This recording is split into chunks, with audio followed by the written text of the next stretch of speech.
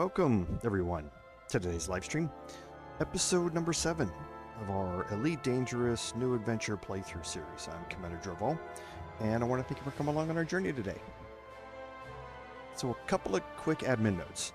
First, it is in the middle of a thunderstorm where I'm at. We're dealing with the remnants of Tropical Storm Bertha. It's nothing serious for us here, luckily, where I'm at. But we are in the middle of a thunderstorm, and it has been playing a little bit of havoc with my internet. It seems to be fairly stable right now, but I apologize if things kick off a little bit here with the internet. I'll try and keep an eye on it, and if we get any issues, I'll see if I can deal with it. But it's a little bit out of my control. I'm just dealing with the weather here, but we'll make it through. On the second admin note, just a reminder what I talked about last week. We had a bonus live stream last week on Saturday for episode 6 of the Elite Dangerous playthrough. That was after we ended our playthrough for Celesta 2 Early Access. I haven't checked this week. I've been really busy this week, so I haven't checked it yet. I won't check until tomorrow evening to see if there have been any updates or any changes about Celesta 2 Early Access. But for now, we're going to continue a second live stream on Elite Dangerous during that Saturday time slot, like we had talked about last week. So you're going to get a bonus live stream at a time that's more conducive to my overseas viewers, obviously.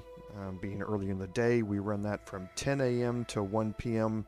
Central Daylight Time, which right now is GMT -5.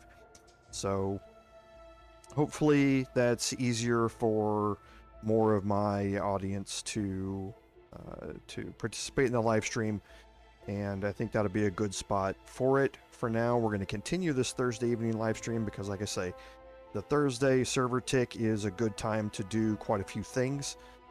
That we're going to be taking advantage of that as we go through this. So for now, 2 live streams in a week, so hope y'all enjoy it. And I think that's it on our admin notes. So on our recap, last week we had started to dip our toes into engineering. We had unlocked 2 engineers just through default. One of them we provided a commodity to, and that unlocked them. And we did the final set of engineering by applying an experimental effect to our frameshift drive. So our frameshift drive is as good as we can get it. On our ship, we now have all the jump range that is available for this ship, and now we need to start working on engineering the rest of the modules, and that gets us into the engineering material grind. So let's go ahead and jump in here. And whenever you are farming, like I've mentioned before, you want to be in solo play. You don't want to be competing against other commanders for any of these goods. These are very specific spots and locations we're going to be going to, and all the pilots know where they are, and they will be coming back here to try and farm, because engineering materials are never something that are not needed. Okay. And hey, and welcome. Good to see you. Thanks for being here. So let's kind of quickly take stock of a couple of things before we get started. You can see here down in the bottom left-hand corner, I have 745 million credits right now, and I had somewhere around 600-ish million credits last week. So what happened there?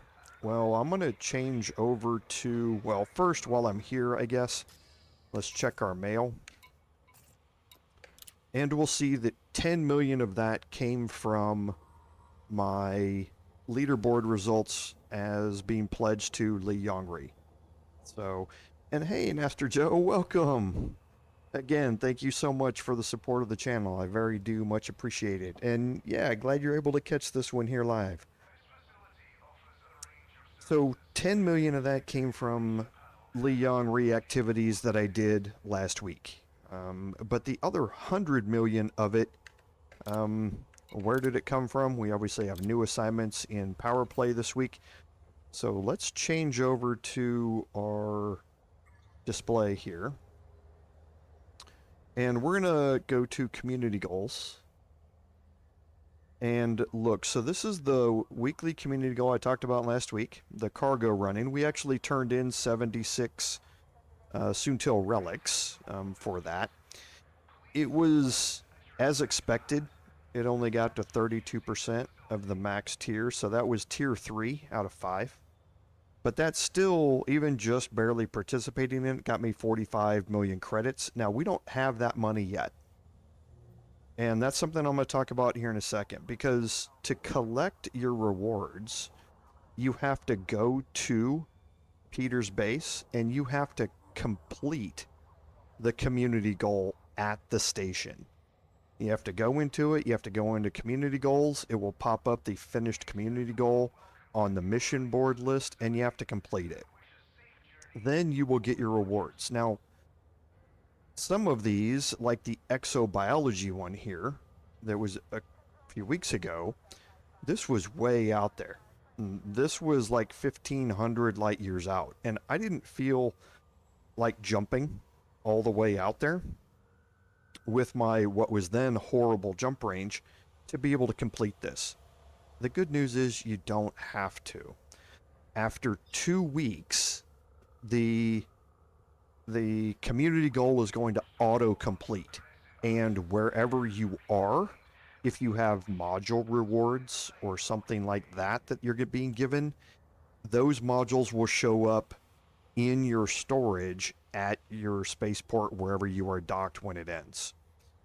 If you have rewards here like paint jobs and that sort of stuff, they will show up in your livery, and you can apply those to a ship at any port that has the livery option that you're able to do. So I didn't fly back out there, and so 2 weeks from when this completed, the 9th was today. So when the server tick over happened, I got this 100 million credited to my account here. Okay. And these paint jobs and the decal are now in my options under livery to be able to apply to the ships as stated. So that's where the additional money came from, was the autocomplete on the exobiology initiative that I had gotten. Just turning in those 8 got me 100 million credits for that. This one is now complete, but I don't have this money yet. I have to go complete that at the station to be able to get it. I'm going to do that off stream. There's no need for you to watch me do that. Again, you just go into this, you land at Peter's base, go into the mission board, click community goals, you'll see it, go over all the way to the right and click complete, and you'll get the cash and the rewards. Okay. So this community goal, I mentioned this last week, and I talked about how underwhelming it was. Well, the community obviously spoke. We only got to 32% of the completion. It was a huge number, 300 million tons, I think. It was never going to get completed without some pretty serious rewards to it. And the community kind of felt that same way that I did. But they did put out a message on Galnet. It's here. It's also in the game. So you can go read this in the game as well. But you can see that the large fleet of cargo megaships stationed in the Facisi system have begun their trip to Colonia. Okay, so all those commodities that we took are now on their way to Colonia. Blah, blah, blah. With the megaship fleet now on their way, the Council is expected to issue a further call for assistance from available pilots to aid with the distribution of commodities and rare goods across regional markets within the next week. Now, this has got a lot of speculation behind it, but it does confirm something that we in the community thought last week that this is probably going to be a multi-part community goal. It's a few community goals in a row that are going to build on each other. And that's why I told you that you definitely wanted to go at least participate in this, because Frontier sometimes has this habit of, at the end of a multi-part community goal, going, everybody who participated in all 3 parts, you get this reward package. People who participated in 2 out of the 3 or 3 out of the 4, whatever it is, get this reward package. And it really upsets the community because they go, well, wait, I was out of town for one of those weeks. You're penalizing me because I wasn't able to play every week and all that sort of. So it starts a whole lot of whining, complaining, comments on the forums, all that sort of stuff. But it's something that they still do. It rewards you for participating in every aspect of the community goal. We don't know if that's going to happen here, but it does confirm that this is a multi-part community goal. The other thing that it mentions is that teaser. Within the next week, we're going to get another community goal. But we're all kind of speculating as to what this means and where it's going to be. These mega ships are heading to Colonia. This further call for assistance to distribute commodities and rare goods across regional markets. Does that mean that we need to distribute those commodities from the mega ships to the markets in Colonia? If that does, that's 22,500 light years away. That means we'd have to fly out there to participate in the next community goal.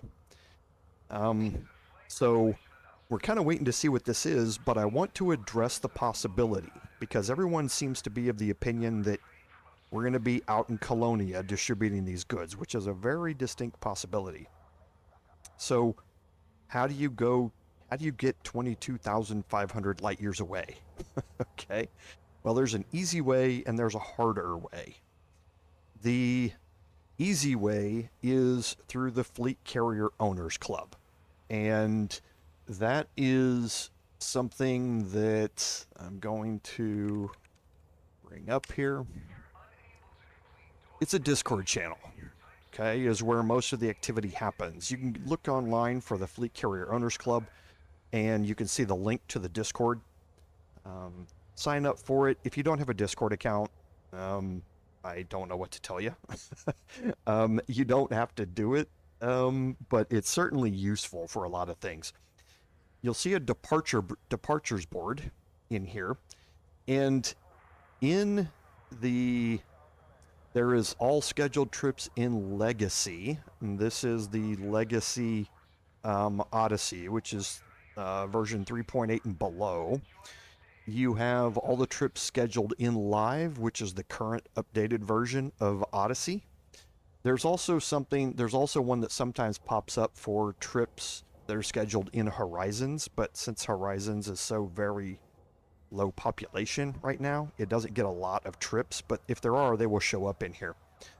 So we're in Live.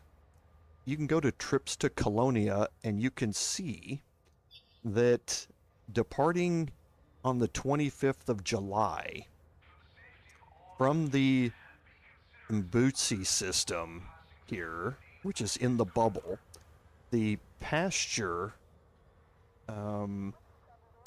fleet carrier with the ID here, owned by this commander, is going to be going from the bubble to Colonia.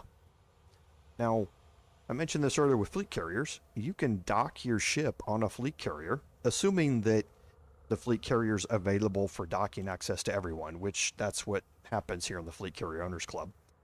You can dock your ship on a carrier, and when that carrier jumps somewhere, your ship jumps with it. So this is a free way of getting a trip out to the bubble where you don't have to do anything. You just dock your ship on the carrier before it leaves. A day and a half later, give or take, depending upon how fast the commander wants to jump his carrier, you will be in Colonia, and you just take off. And then you can wait for a carrier coming back from Colonia to the bubble. So you can look up here from these and see trips to the bubble. Now, right now, there are no scheduled trips coming back to the bubble from Colonia. But if there is going to be a community goal out there in Colonia, you're going to see literally dozens of trips here under this, and you'll see dozens of trips here listed for when they're coming back. It's an easy way to get out there. Now, what I normally do, just to be nice, is I kind of stock my my hold with tritium before I get on that carrier, and then I donate that tritium to the carrier owner through the tritium depot on the carrier, just to kind of give them a little bit of help, because tritium is the fuel that you need to get out there, and you need about 3,500 tons for round trip, 3,500 to 3,800 tons round trip to get out there and back. And that's a lot, and it's expensive or a long time if you mind it. So I try and take something along just to be nice and help them out, but entirely up to you. But this is an easy way to get out there and then get back if there is going to be a community goal out in Colonia. One last thing I will say about that is that if there is a community goal out in Colonia, normally the rewards are going to be pretty good, because they understand that it's a hard trip to make to get out there if you're not jumping on a fleet carrier. Okay, so just pay attention to that. If there is a community goal, to sign up for it and get the trip out there through one of these easy methods. Now, what's another easy way? Well, we've looked at Spanch before. Okay, we looked at the Road to Riches specifically, but up here into the route planners, you can go to the neutron plotter. Now, we talked about supercharging our FSD. We actually saw that in game, and what it would do. This, you can put in a source system here where I'm at. Whoops, misspell it. You can put in a destination system, which is Colonia, and you can put your range in here, which I'm just going to put 75, give or take. You'll put your final range. If you're carrying any cargo when you're going out there, it's going to obviously decrease your range.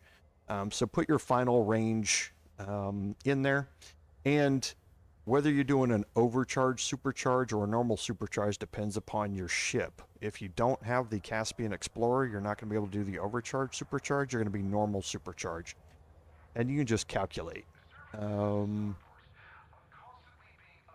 and from. Oh, for some reason it got rid of OU Geminorum.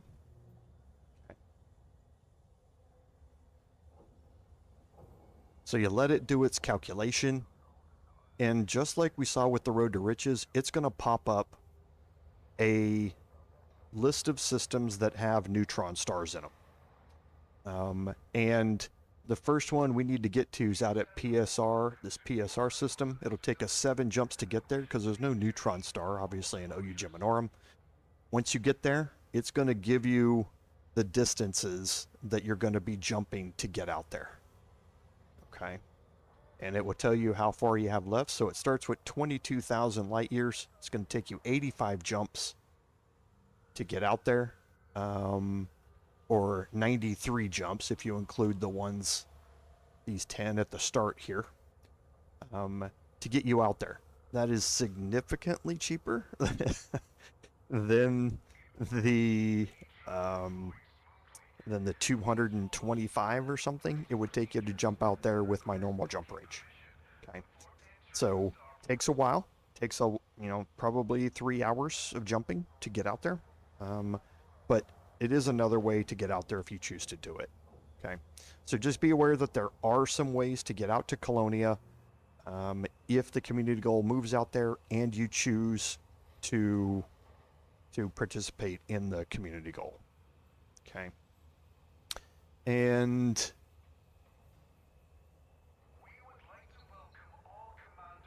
okay, so you keep getting attacked at settlements. There's possible reasons for that, M. If you are pledged to a power, and you are landing at a settlement that is owned by another power. Depending upon the state of the system that you're in, they can be hostile to you once they notice you. Also, if you have cloned an ID of somebody, or you have like an e-breach or something that is contraband in your inventory when you're on foot and they scan you, they can become hostile that way too. So,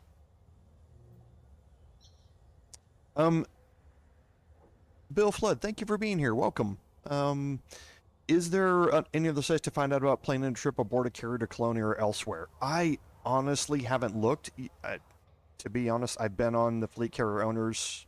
I'm one of the members on the FCOC, so I haven't looked to see if there are other sites. I just run a Google search and check and see if there's another way to do it other than Discord.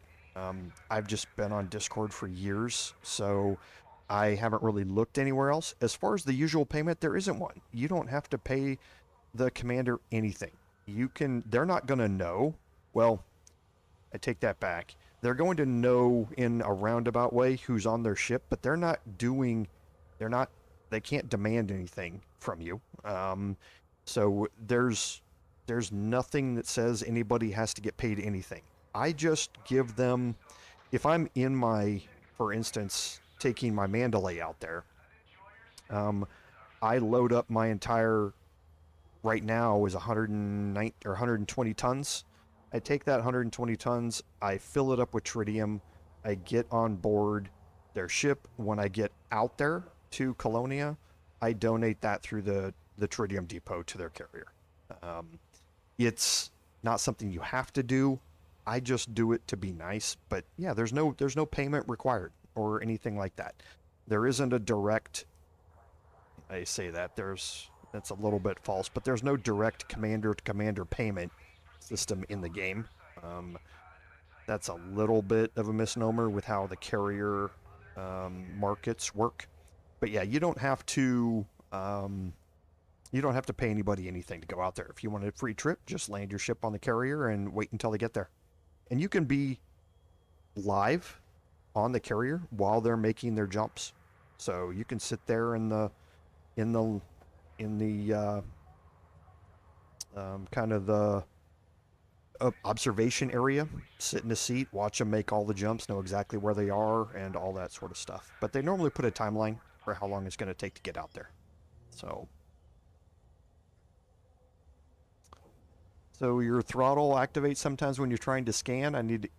Yeah, I was going to say at some point, yeah, and I don't ever land on the pads at stations when I'm down on the ground, unless I'm trying to do some sort of on-ship starport services. I don't ever land at the pads. I land off of them because sometimes, especially if things go badly, your ship is right there getting shot at. So I tend not to land anywhere on the pads either. We're going to get more into the on-foot stuff once we kind of get through this engineering stuff here that we're going through. So we will be taking a look at it.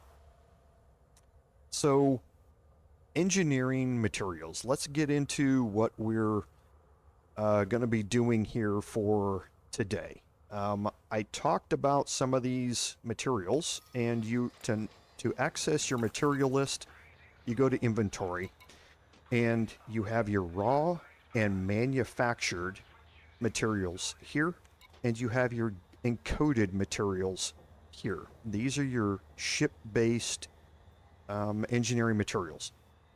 Storage has your assets, it has your goods, and it has your data, which again are assets are kind of like your engineering materials. And these are your there are different types of them. There's tech and chemical, that sort of stuff, assets, and then your encoded data for engineering your suits and weapons. Okay, and you will need some goods as well. I just don't have any of those. You normally collect them while you're on foot at sites. So we're going to focus on the raw materials today. The raw materials have this icon here that looks like an atom on the left. These are your manufactured materials. And then over there at the far right side, you have the grade. And the icon, in almost every case, indicates the correct grade of that material. So this is a grade 4 material. This is a grade 2 raw material. This is a grade 1 manufactured material. And so on and so forth. And you'll find grade 5, like Core Dynamics Composites, 1 through 5. Now, raw materials only go from grades 1 through 4. There is no grade 5 raw material. All of the materials are solidified in their grade except for selenium. Selenium is broken. And this is upsetting because it's been broken ever since the engineering update came out like 7 or 8 years ago. And they had a great opportunity to fix it when they broke all of the material spawn locations about 4 years ago, and they didn't. So selenium is still broken. The loot table for selenium is different. And I'll talk about what that means when we get out there and we're farming the materials. Okay? So I've already been out where we're going one time. And I've gotten 90 plus of all of the grade 4 materials. So let's take a look at our material helper here. And we'll kind of see a list of the raw materials. They're here. Okay, so you can see that I have 90 plus of every one of these materials, and I'm completely full on polonium. All right. We're going to go out there and we're going to farm some of these, and you want to have as much free space as you possibly can. Now, to do that, we need to explore something called a material trader. And these are conveniently listed up here at the top of the material helper app. Okay. So the raw materials, the nearest port to us that has a raw material trader is at Burbank Port in the LP255-11 system, and you can copy that to your clipboard. Okay, so let's go back over here. We can go to our map. I already have these bookmarked, and I have them listed as traders. And actually, I forgot to do Burbank Port.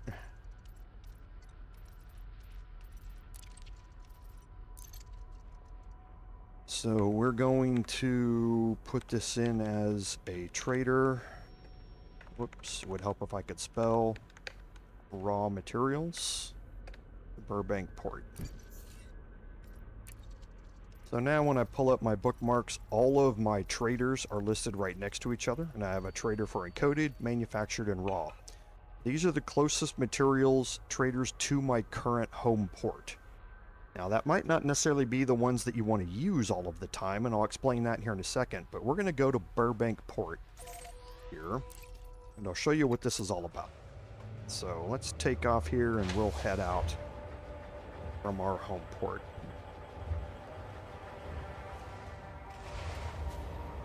Yeah, and what I do when I land at a settlement that I'm trying to do something with, I land about 600 meters out. I get in my SRV. I never deploy on foot. Always deploy in your SRV. Drive up to the station and kind of hide your SRV somewhere behind a building or something.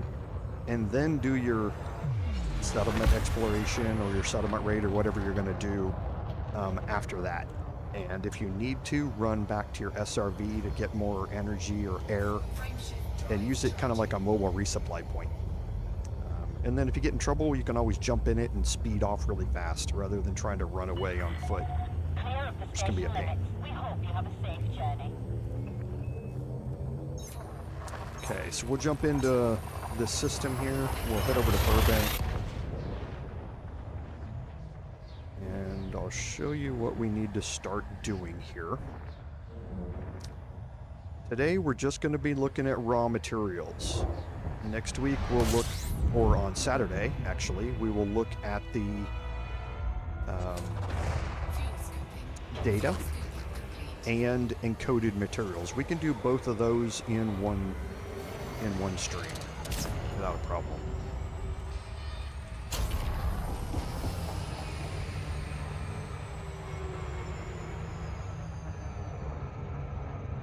So ended that a little bit too soon.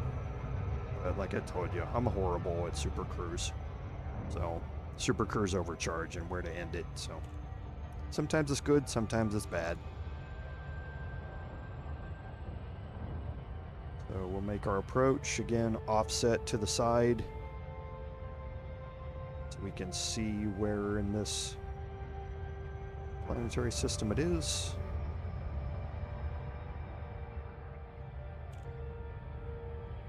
Okay, so it's around the center planet here, so we're going to approach perpendicular to the plane of the ecliptic here. And you can see the station. So when we pop in, I'm going to try and orient the station here a little differently. So now we're going to be pointed almost right at it when we come in.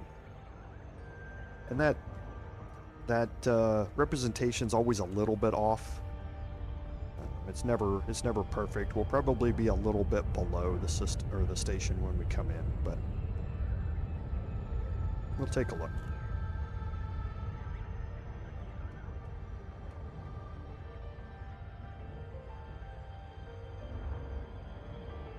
And the thunderstorm's kicking up a little bit. It's always interesting to be in the edges of a tropical storm or hurricane down here. Alright, so we'll go full throttle for the approach once we get to blue speed. And drop in.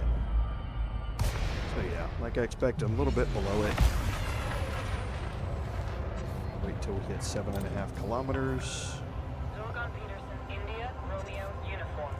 Federal Flight Control, you are required to submit a docking request before landing. Authorization cleared. Make your way to landing pad 05. Okay, and we're looking for 05. If you don't see it, which is right here, it's up above me, watch your bearing indicator, and we'll let you know where it is.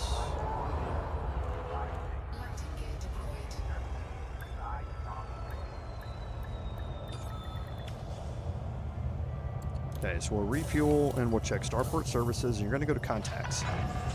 Docking completed. Deploying ground crew. And you should see a material trader here.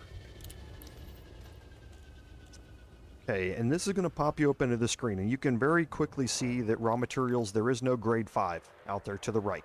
They all stop at grade 4. Okay. Now, how do material traders work? Well, you have limits on how much of each level of material you can have. So grade 1, you can have up to 300 of that material. Grade 2, you can have up to 250. Grade 3, you can have up to 200. Grade 4, you can have 150. And grade 5, if there was a grade 5 here, you can have 100.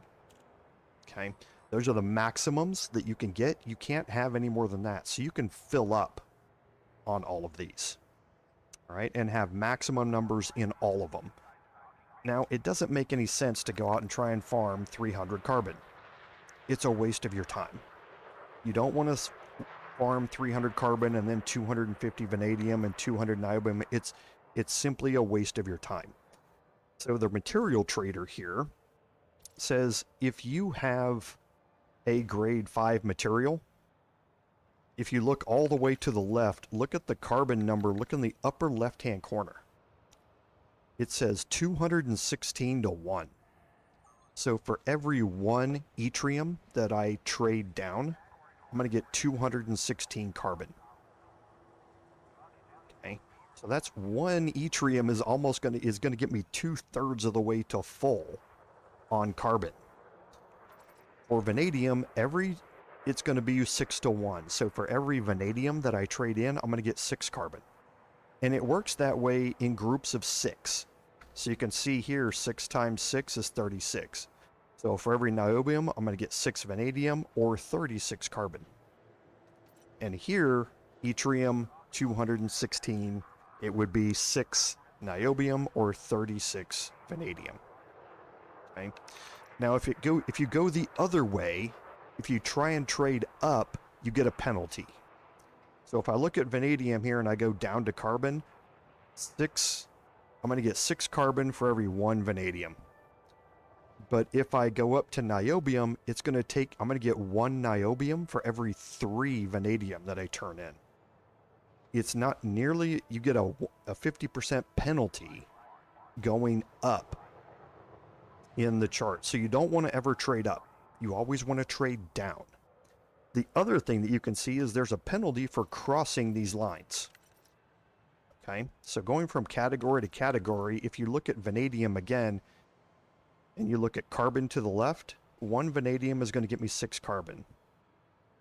Okay, but if I look down below onto the other lines, okay, that are below this, I'm going to start getting less for each one. So for for chromium, if I cross that line, it's going to be 6 vanadium is going to get me 1 chromium.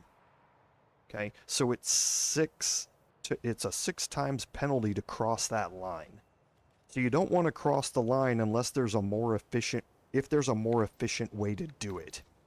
Okay, so here's what we need to do. We need to get all of these cleaned out, traded down into these other materials, so we can go out and fill up on these grade 4 materials and then trade them down again. So carbon, if I select this, and I go to yttrium here, so if I can't even do 1, because that would put me over the limit. Okay, so if I go to vanadium, I can offer 4 vanadium, and I'm going to get 12 carbon out of it. Okay, so now I'm full there. So now I'm going to trade vanadium for niobium, and I'm going to get rid of all of my niobium to vanadium. Then I'm going to start here, and I'm going to start trading yttrium for it.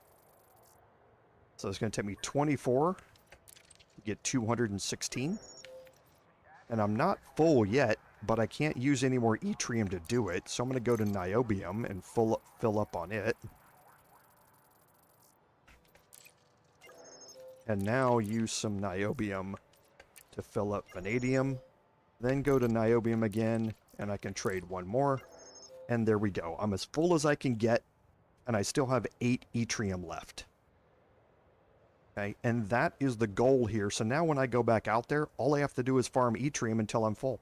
And I'm completely full on raw material category number 1. So what that tells you is that you really only need to go out there to these farming spots twice. You go out there the first time and you fill up to maximum levels, not just 99 where I am, but up to 150 on all of them. Come back to a material trader, trade them all down, go out there, fill up on the grade 4s again, and you're done. Okay, this is the most efficient way to do this. So we're going to quickly just trade all these down.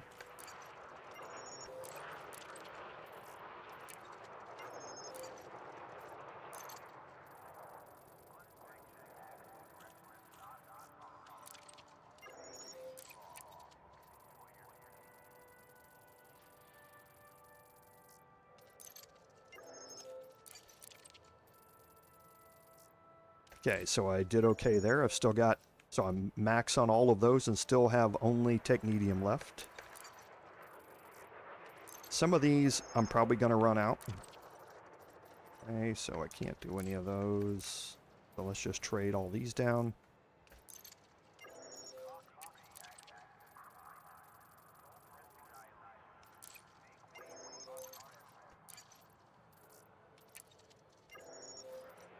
Okay, so I'm full there. So cadmium. So I'm not full up on cadmium, and if I fill up on ruthenium, I'm going to have to trade some down to cadmium to fill up, and then I'll be less than full on ruthenium. So this one I didn't gather enough when I went out there. I wasn't really trying. I didn't max out any of these except polonium. because I wasn't really interested in being full max. But I'll be full max at the during the live stream on Saturday, because Selenium I think is going to be another one that we're not able to get maxed out on.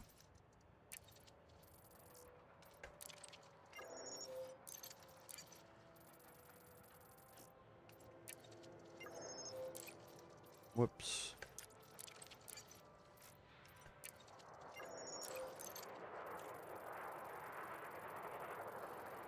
Yep.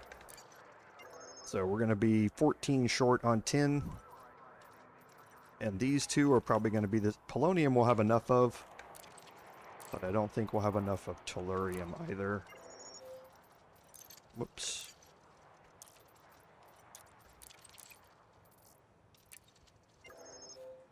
Okay, almost enough. Let's just trade one more down here. Okay.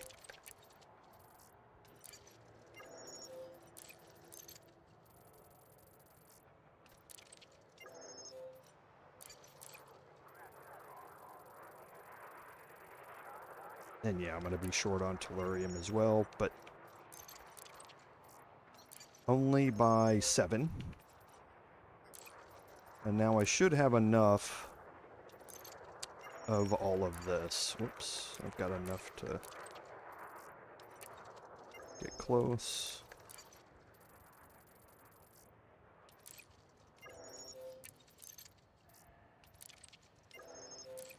Oops, not going to be able to do that.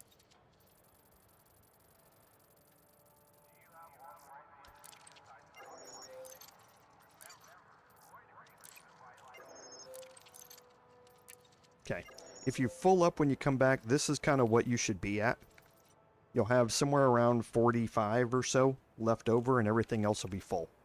I just didn't spend all my time out there last week, so some of these I'm going to be a little short on these 3 materials. I'll fill these up, so I won't be full on these 3 when I come back, but not a big deal. I'll be pretty close. Okay, so this is what you want to have. You want to have your grade 4 materials as empty as they can be. Whoops, and I forgot about antimony here. My fault.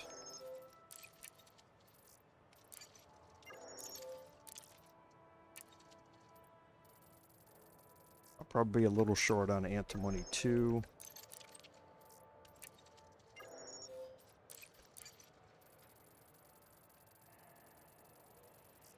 Yep.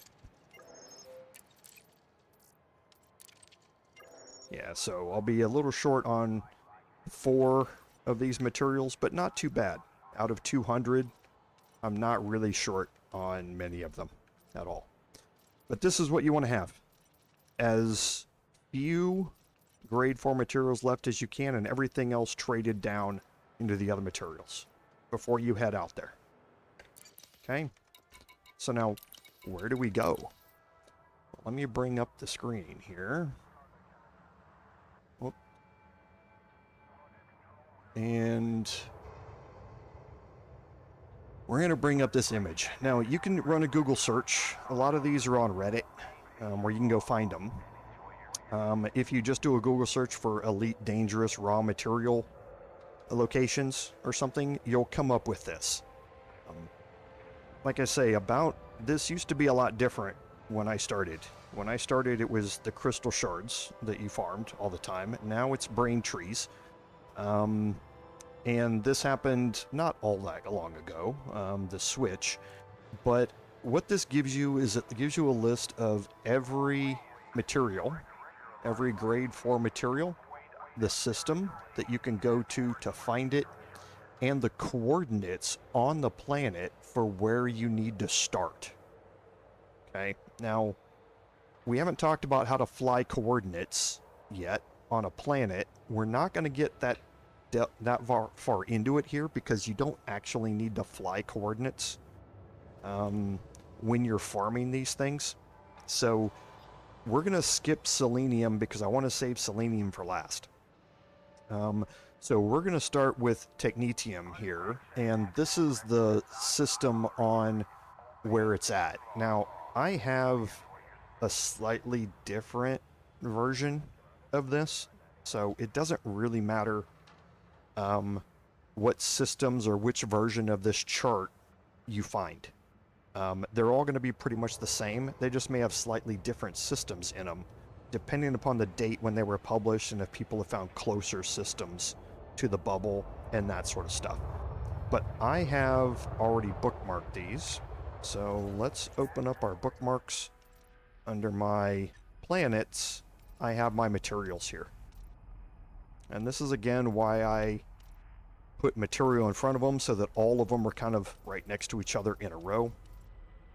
I said I was going to start with Technetium, and that's one of 3 or one of 4 that are in this 35G Carinae system for me. So if I take a look at this, it is 417 light years out. If I go to the system map, I have 4 bookmarks in this one system. I can get 4 out of the 7 grade 4 materials in this one single system. Okay, and that's kind of what these charts would tell you, is that they're going to combine them into single systems to make it as easy for you, so you don't have to go jumping all over these locations. Okay, so I'm going to go back to material. I'm going to start with Technetium here, and I'm just going to plot a route. Because of our high jump range, it's only going to take us 7 jumps to get out here, and this is again why I focused on getting my FSD upgraded as much as I could. It's going to make everything else about all of the next preparations you're doing that much easier by cutting down the amount of time you spend having to jump around in your ship. So let's go head out there, and we'll talk about how we're going to farm this, because there are 2 different ways. One of them is super annoying to me, but it is without a doubt faster than the method I'm going to show you. Okay? I just can't stand it. And I'm not going to make a dedicated material gathering ship for this. You need to have a ship that has a lot of collector limpet controllers to make that other system work. You also need to have a fragment or a flat cannon, preferably. You can do it with other explosive weapons, but a flat cannon is best. I just, again, I choose not to do it. You have to get your ship outfitted a certain way, which I don't like having a ship just for gathering these materials in this particular way, because the other sets of materials you don't need that ship to do. It's only for raw materials. I don't like the fact that you require some very specific positioning and orientation of your ship. You have to be certain elevations above the planet's surface to really make it work well. There's just too many things that you have to get right. Now, I cannot argue with the speed of it. You can fill all of your materials, all 7 of these materials, in about 3 hours by doing it. So it's arguably the fastest way to do it. It's not arguably, it is the fastest way to do it. It's just, it's way too annoying for me to build a ship, to learn the setup, to make sure the setup's right, to adjust that setup if it doesn't work out right, and how to move your ship and position it to make it work right. It just annoys me to death to do it. So I'm not going to teach it to you. If you want to find out... Oh, jeez, great. I hate that sometimes it doesn't show you the yellow circle around the planet. So that time I got too close to it. And I have some ships behind me. Okay, they disappeared. I'm just going to boost out away from it and go back into... and jump around it again. So I'll wait for my FSD to cool down on the bottom right.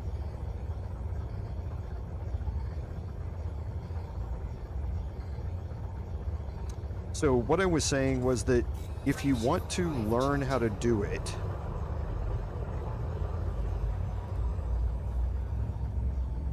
if you want to learn how to do it, do a Google search for Elite Dangerous flat cannon raw material farming or something like that, or just raw material farming method, and it will show you the method. Some of the walkthroughs and guides will give you the ship build and how to do it, but again, it's not something I'm going to show you simply because it annoys me, and I'd much rather spend the extra time to do it this way than to be annoyed with having to work out all the problems with this other method, and save that time. So, but feel free, go Google it up and look at it, and you'll see what it takes to go do it. Basically, you're hovering above the planet. You're throwing out hundreds of collector limpets because half of them will crash into the planet or get stuck on trees and all sorts of stuff, and letting those collector limpets fly down and collect the materials after you've used the flat cannon to blow up all the material, or all the trees on the ground, and free the materials. Again, it's way too buggy for me, way too annoying, so I don't do it. But do go look it up because it is quite a bit faster. So we should be getting pretty close here. Only 3 jumps left. And remember, when we had 27 light years jump range, and this is 471 light years, that would take us something like 17 jumps to get out here.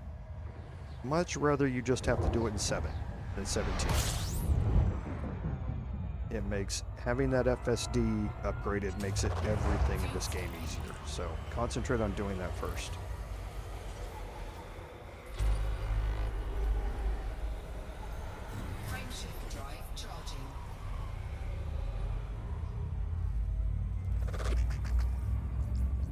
Okay, almost there.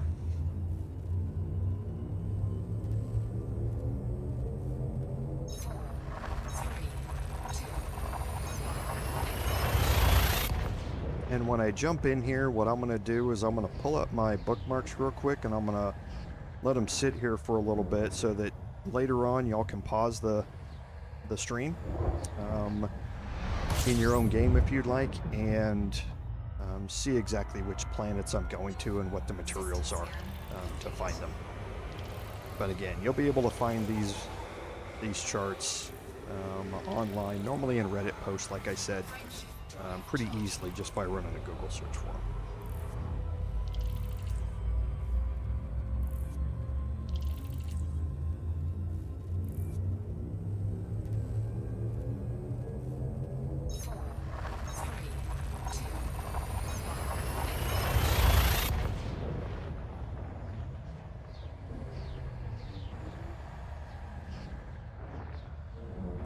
Alright, so here we go.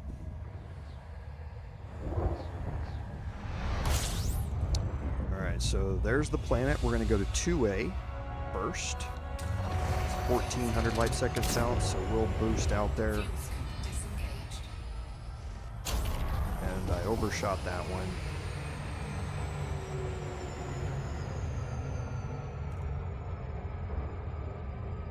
So we'll do our loop of shame. And we'll come back in. Okay, so there's the planet. It's the small one off to the side, and we're kind of on the back side of this planet, so we're gonna move around here.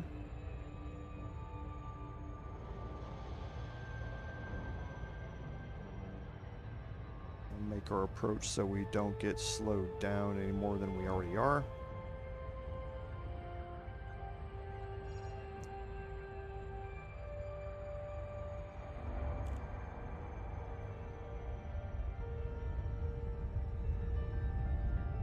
And if you haven't been here before, you'll start scanning the planet automatically right about now.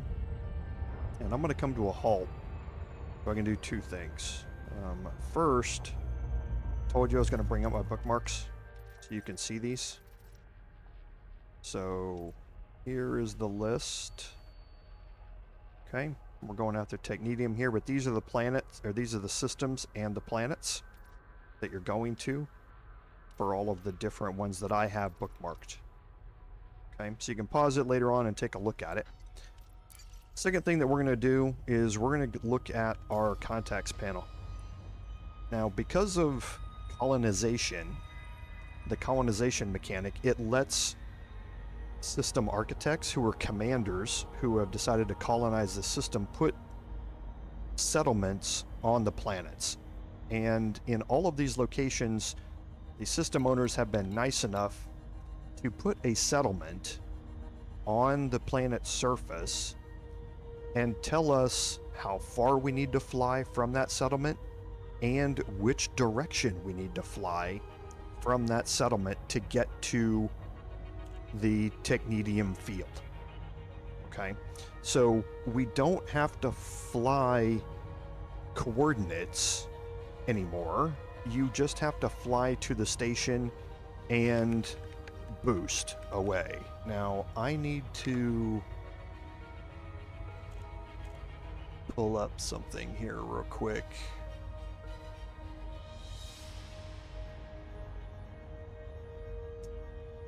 Because I need to pull up my raw material list. Okay, so here we're going to lock this destination in and make our approach to the planet. Now we're going to do the first one without any adjustments. Okay, we're just going to fly to and land, or not land, but we're going to fly toward that settlement. Okay, so it looks like it's on the front side here. So I'm going to want to make I'm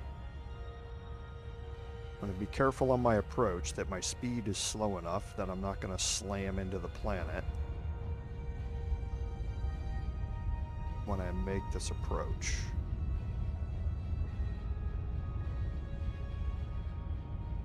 Okay, so bottom left, we need to be less than 203 kilometers per second. I try and be somewhere around 100 when I make my approach. And we'll see what my descent angle is here. I'm probably going to be way below it. Orbital flight engaged. Yeah. Okay, so now this is better.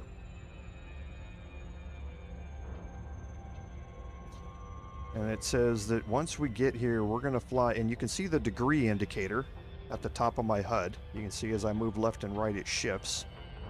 In the bottom right-hand corner of the HUD, you can see the coordinates. 50 degrees by negative 162 degrees. And as I fly down toward the surface, those are going to shift based upon which direction I'm flying. Okay? So the cardinal directions, 0, 90, 180, and 270, determine which coordinate is going to be moving and whether it's going to be going up or down. I'm not going to teach you how to fly coordinates. There's a whole tutorial. There's a bunch of guides online where you can learn how to fly coordinates. It just isn't really useful anymore because of the colonization mechanic where they've added these settlements in. So let's go down here and land, and not land, but just get close to the settlement.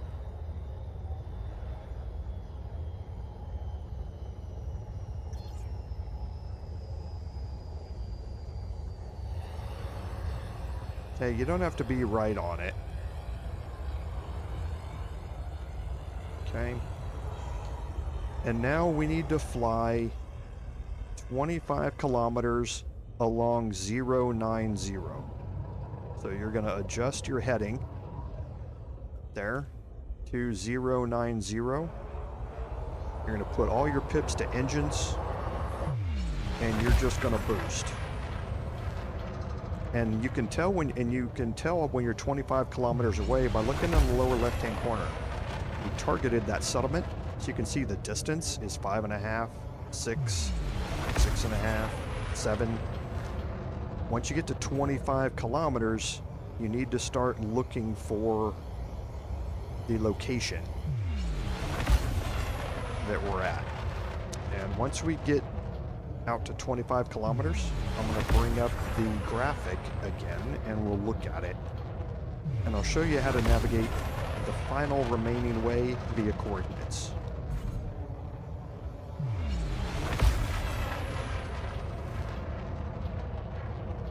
It normally doesn't take that long to boost out that 25 kilometers. So once you start getting close, okay, you want to drop your elevation down to around 100 meters. And you can see what we're looking for. Yeah, these objects here in front of my cursor are brain trees. Okay? And you're looking for a big concentration of them. Well, what do you know? There's a big concentration of them. Okay? So now what we're going to do is make sure that this is the right location. And to do that, I'm going to look over at the graphic. We're looking at Technetium here. The start location is 42.95 by minus 155.74. So if I go back to my coordinates down there at the bottom right of the HUD, you can see this is almost exactly matched up with where I am. So this is the patch we want to start at. So now what I do is I drop my landing gear down, get a little bit past them. You want to give opportunity for your turret to activate. Once you're landed, deploy in your SRV. And you'll see a whole bunch of white contacts on your sensor bubble in the bottom middle. Now, it is much easier to do this farming during the day. I'll tell you that right now. The specific thing that you're looking for is very easy to see during the day. If you're not here during the day and you're at night, then in the upper right-hand corner, you can see my headlight icon. You should have a hotkey for turning on your headlights, turning on your high beams, and turning them off. You want to be on high beams, and you want to have your night vision enabled. Okay. So let's go ahead and move out here toward these objects. We'll wait for our turret to activate, which it just did. We're going to go into combat mode so that we can shoot. And you're going to go into your contacts panel. Now, there's more than just Technetium here. Technetium is the grade 4 material, but you can farm other grades of materials here. You can farm niobium and tin here as well, which are lower grade materials. The specific grades of materials are inside each of these different types of growths on the side of these trees. So a polyporous growth is going to get you a certain level, a certain grade of material. The Phloem excretion is going to get you another grade of material. And the Mysidian seed pod is going to get you a different grade of material. You're looking for the Phloem excretions on every single one of these, except for Selenium, which I told you is broke. Now, there are two ways to farm this. One, you can pick the first one in the list, lock it, and now in the bottom, you can see the white contact that's highlighted, and it's this one right here. So I'm going to go into my turret. I'm going to approach it, and you'll see this yellow bulbous little mass here attached to the tree. Okay, it's called a brain tree for a reason. It looks like little brains. So what you do is you shoot this 3 times. When you do, it's going to pop off. And when it pops off, it will turn into your material. Now you want to have your cargo scoop open.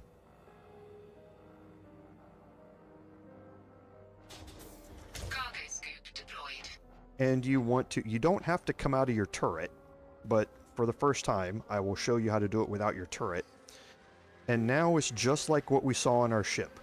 You line up the material inside that window over there on the left, and just head straight toward it until you pick it up. Okay, now for every one of these that you pick up,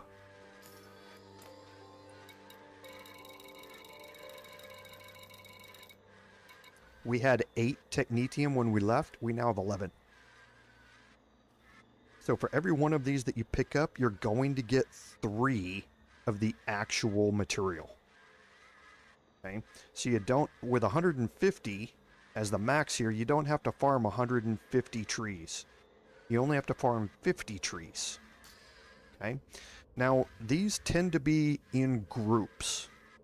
So what you do is, instead of going to your contacts panel, scrolling all the way down again,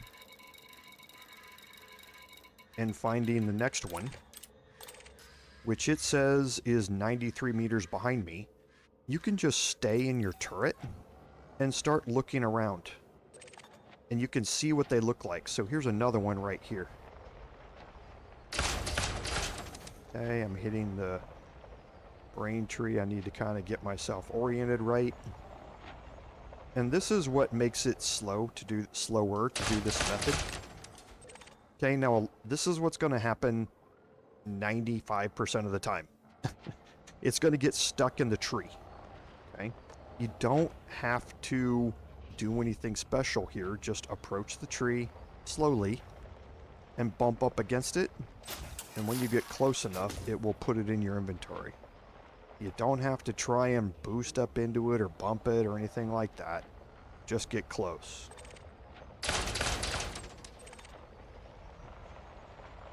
And you want to kind of approach the tree from the side that the material is hanging out on.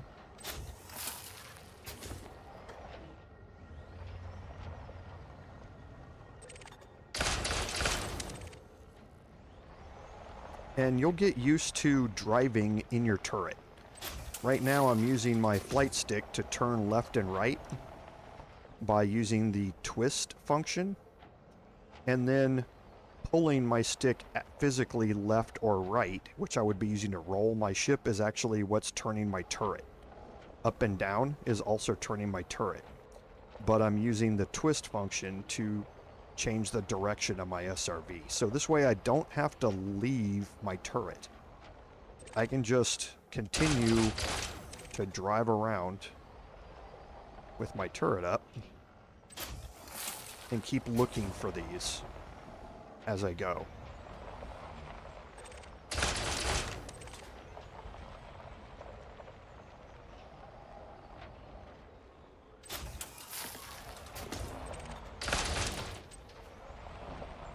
Okay, that one shot up in the air, so let's go try and catch it.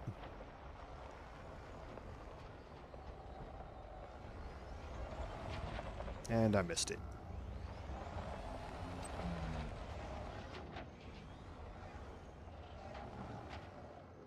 Okay, where is it?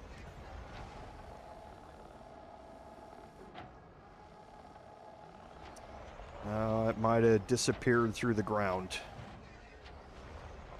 Or I might have run over it and gotten rid of it while I was trying to be fancy. So I'm going to keep... And you can select these if you can't really recognize them very well yet. There's another one right there. And sometimes they'll be lined up behind each other. Looking to select that one.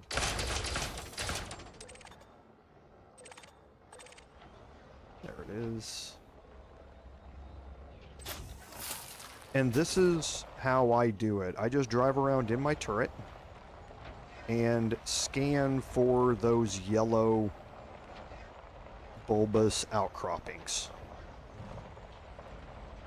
Okay, when I think I can't find any more, here's some more, and they tend to be around the outsides of the patches as well.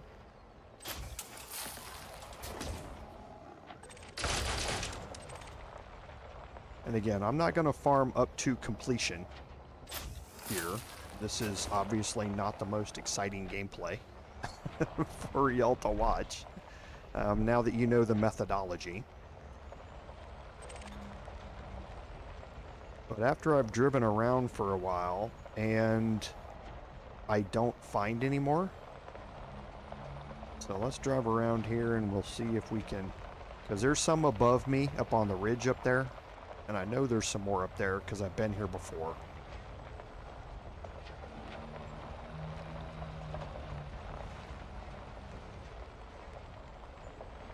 And like I say, during the day, those yellow pods stand out really, really well.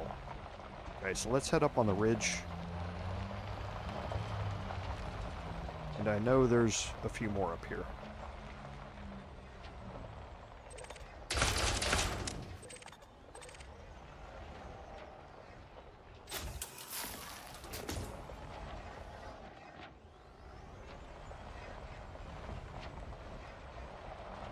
Okay, so let's head over here to this group. And if you want, you can scan, or you can click around and check while you're making your approach. Just be careful on the terrain, because the terrain can get a little bit iffy. Okay, so I've kind of exhausted my initial scan here. I'm going to make my way back down here. And now I can get out of my turret, go back to my contacts panel and check and see. We have one more here.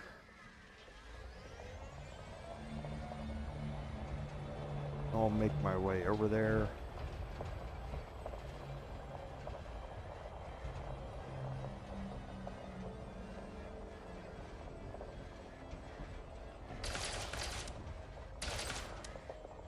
I hit that one while I was on the move.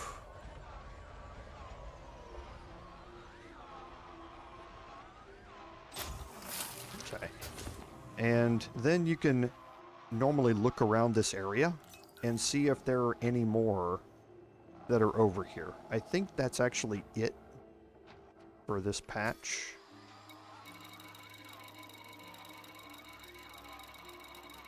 Yes, that's it for this patch. So now I can head back to my ship.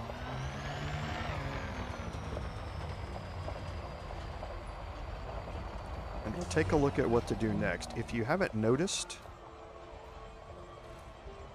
look out there in the distance. There's another big patch kind of sitting out there. Not every patch has the same materials in it, though.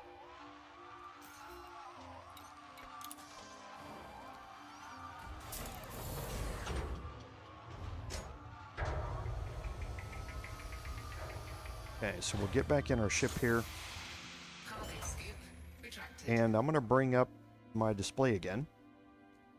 And you can see that there are now directions from start listed over here.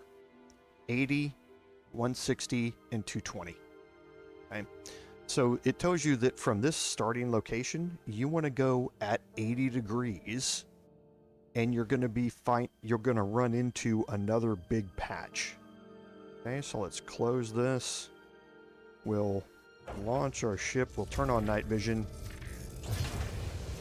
And we'll go approximately 80 degrees. And we'll run into another big patch. Okay. And that's what's here.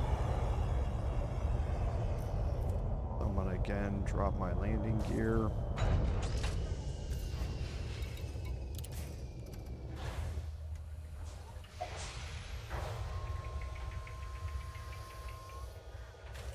Now, some of these are really close like this, so you don't necessarily have to take your ship out here. You could just drive your SRV over here. Some of these are quite a ways apart from each other. So let's go to our contacts panel. And again, now we see more Phloem excretions. And we can target them and start farming again. Okay, so here's another one that's closer. This one might not be close. Whoops, I need to get my cargo scoop open. Cargo scoop deployed. If you don't have your cargo scoop open, you can run over them and destroy them. Looks like there's another one here in this tree.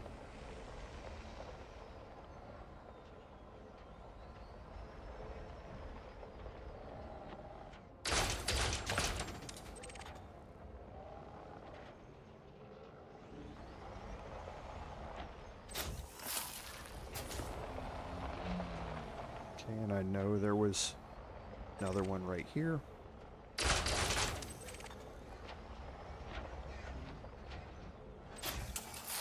There's another one right here.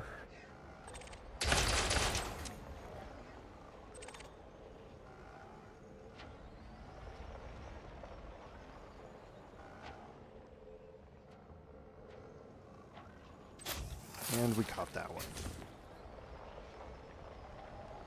Okay, so I'm going to keep looking around this area for a bit here.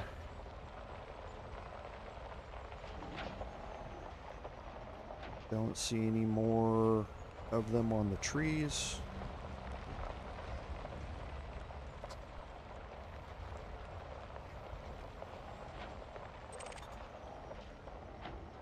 Okay, there's one here.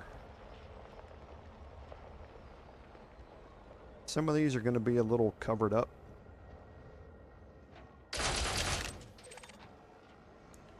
And again, the higher they are, the closer you have to get to the tree.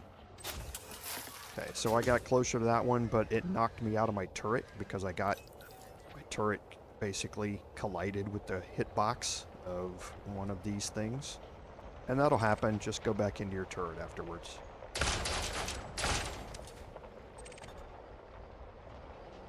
Okay, I'm gonna approach this one kind of around here.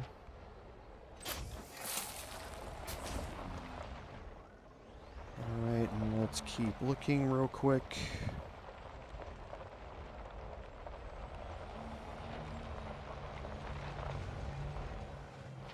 There's one there.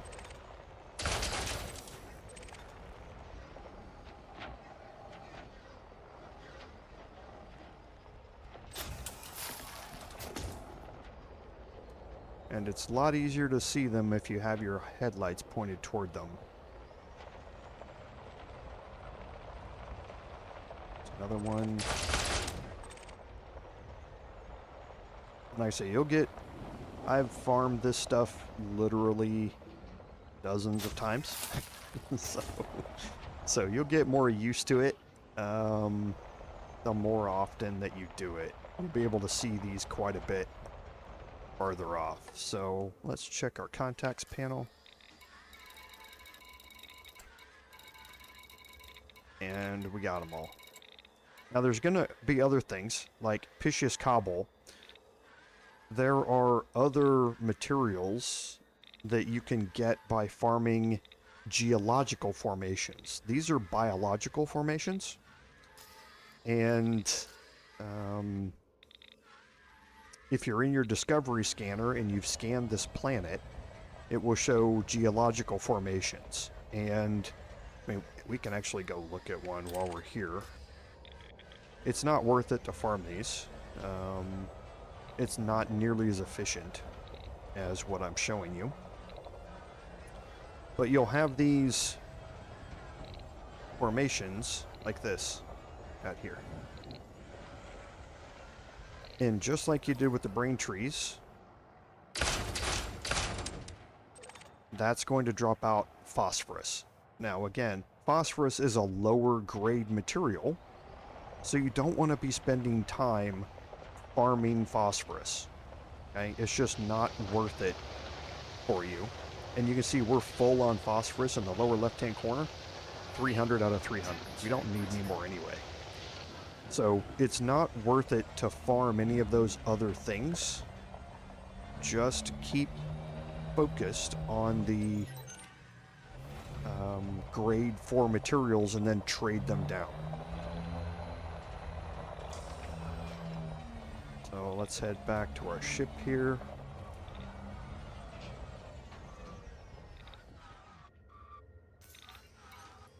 little short. There we go. The next one is 160 degrees.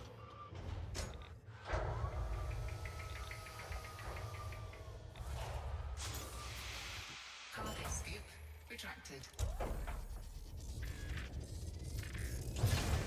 Okay, so we're gonna yaw to 160.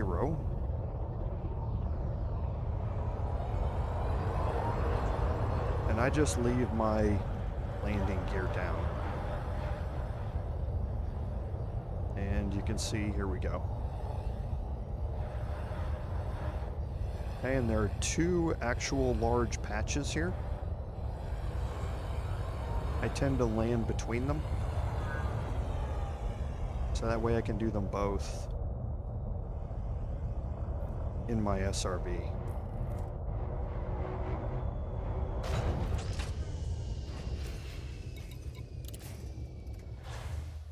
Okay, while we're in our SRB, we still have access to our right panel. So let's look at where it's 65 out of 150. Turn our brights on. So one patch is over here, and the other patch, whoops, we need to get farther away from our ship. And the other patch, so here's the first one, there's the second one.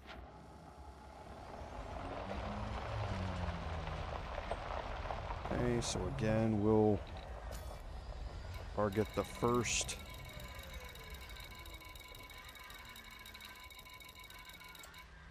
Okay, so we haven't found anything here. Whoops.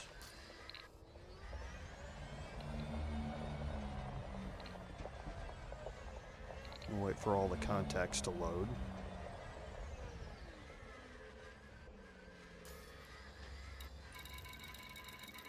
Okay, so, ooh, there's crystalline fragments here. Okay, so it's not this one. We're actually at the, this one doesn't have any grade 4 materials in it.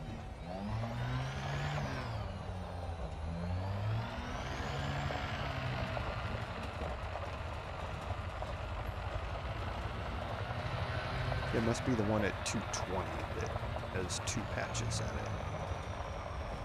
So we'll look and check this. We'll check this one real quick. Once we've gotten close enough and all the contacts have loaded.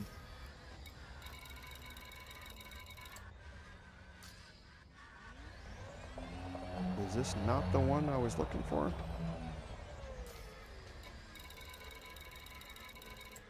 It's not. I must have shorted this one and come in too short.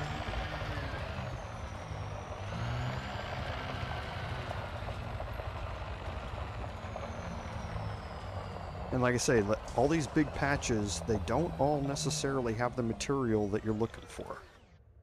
So just like there, I guess it was a good thing that I illustrated that just because it's a large patch doesn't necessarily mean it has the materials you're looking for. So let's get back on 160. I may have come off too short.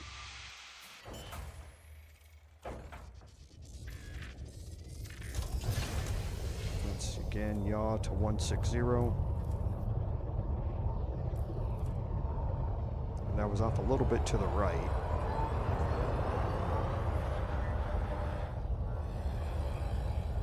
So I'm not sure if this is it over here or not.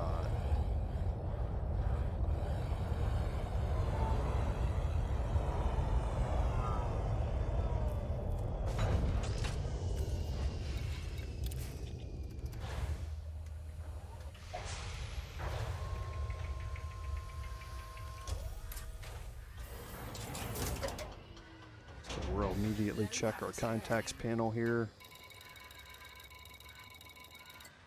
And it's not this one either. Boy, I'm just lost.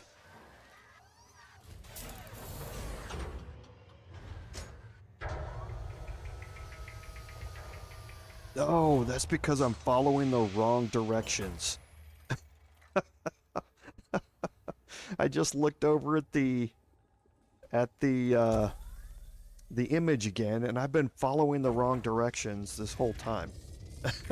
I went 60. I shouldn't have gone 160. I should have gone 75.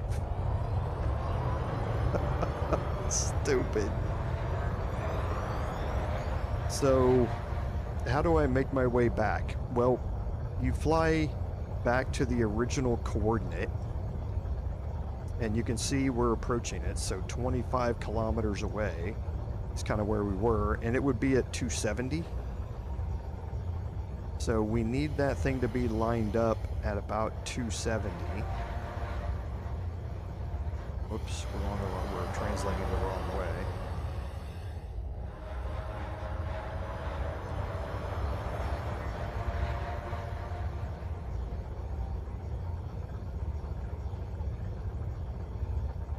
And I guess I don't need my landing gear now.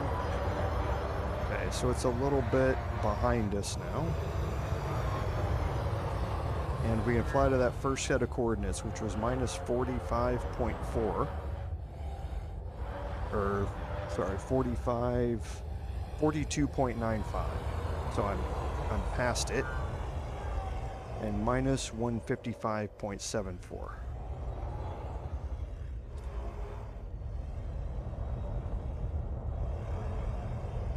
So I need to be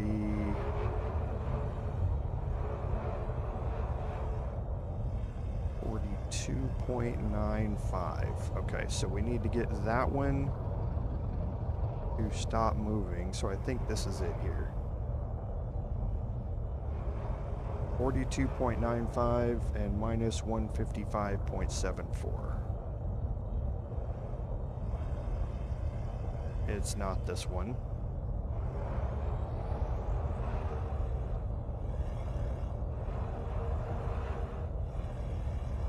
Okay, this is probably it. Okay, so I need to be at 90 to keep that one from moving. 42.95. And 155.74. So here it is. This is the one that we started at. So I need to go 60 degrees from here, which is what we did. 60.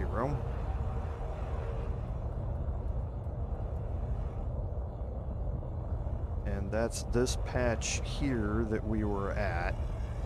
This is the one that had the ones up on the ridge. And now from here I need to go 75.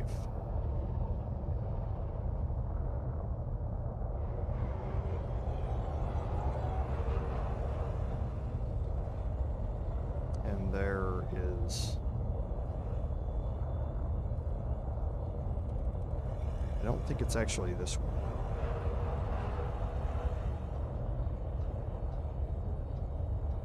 Like I say, keep your elevation somewhere below 100 meters so that the trees spawn in. This is it here.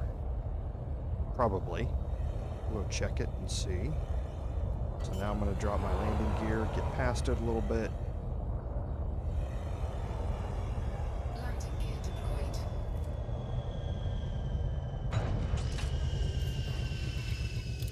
And hopefully I'm back on track. We can immediately check our contacts panel and see, though. Yep, and there we go. So we've got Phloem excretions again, so we know we're in the right spot. So again, going to go into my turret.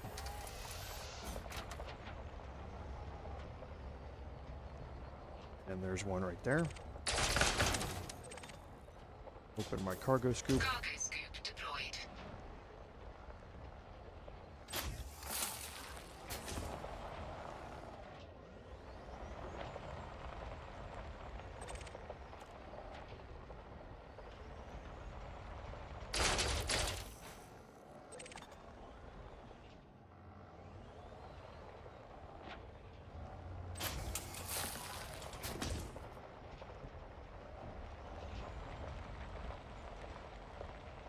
Okay, don't see any more over here.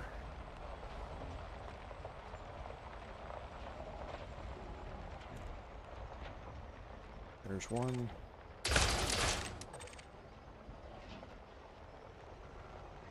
Another one to the right.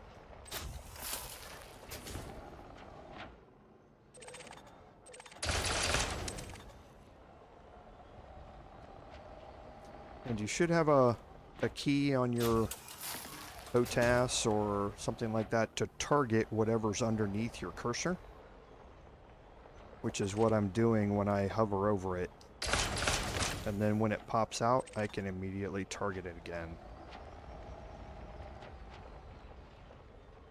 I'm using, on my HOTAS, I'm using one of the thumbsticks, or one of the thumb controls to be able to do that.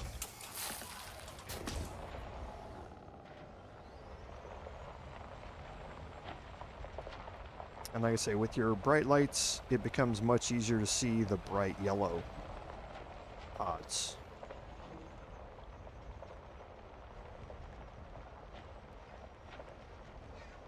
No worries, Em. Thanks for being here. As always, I appreciate it, man. Good to see you again. Okay, and it looks like this one is farmed out. So let's check our contacts panel. Yep.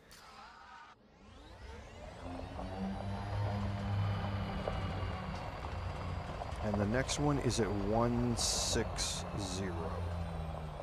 Actually 160 this time. I'm looking at the right line.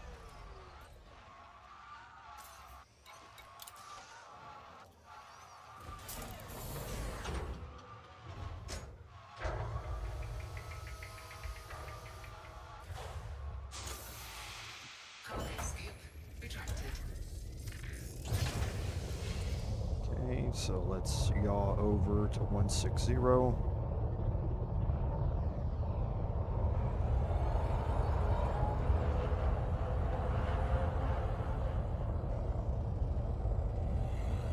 And I think we have this one here as our next one.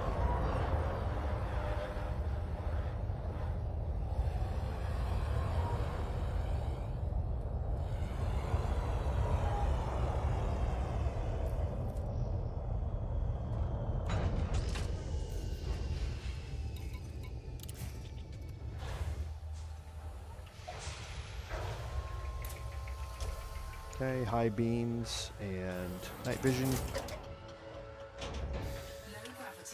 We're going to move forward a little bit to get more of these contacts spawned in.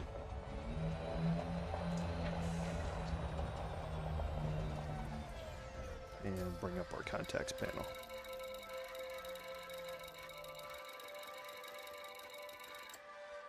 Okay, so it's not this one. Make sure. Let me bring all the contacts in. I'm pretty sure I'd have seen it by now. If it was this one. Yep, it's not. So it must be that it's one of two. It's either this one ahead of me. Let's go search this one real quick. Might as well while we're here. And there's another bigger one over there as well. It's quicker just to run over here real quick.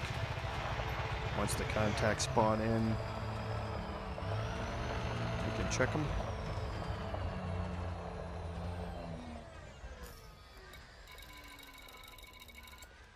Okay, nothing there. This one might be getting a little far away. It might be faster to go hop in our ship and come over here, but we'll check it.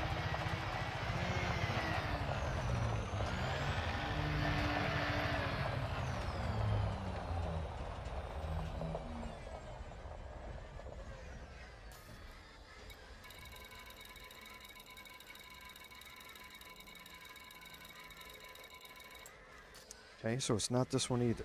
It might be that smaller one that we flew over. I thought it was the big one, but it might have been the smaller one.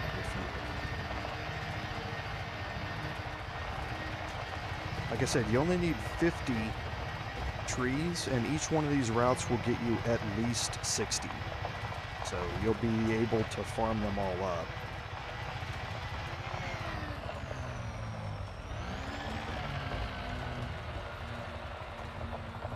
You just have to remember which of these farms or which of these trees it is. Like I say, back when I started, it was the crystal shards, and they were a lot different, so I remember those a lot more than I remember the brain trees.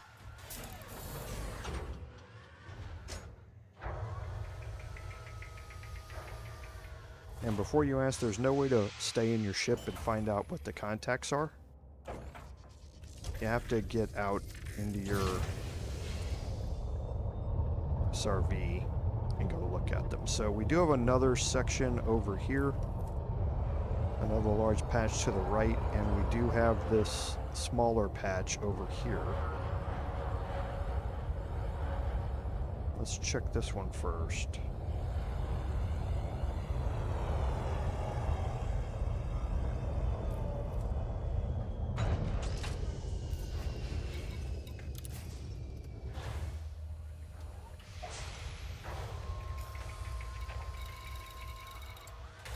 Okay, so we do have them here. Don't know how many we have.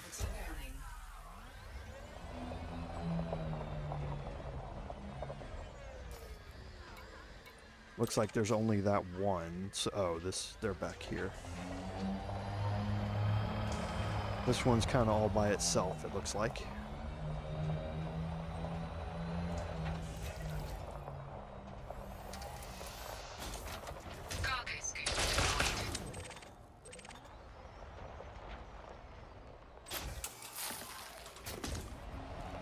And I'm actually hoping that I get stuck on one of these. Let's go around the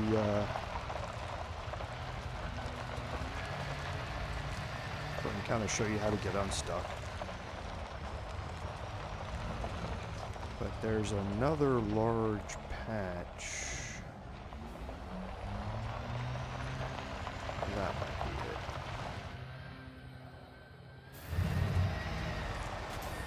Oh, okay.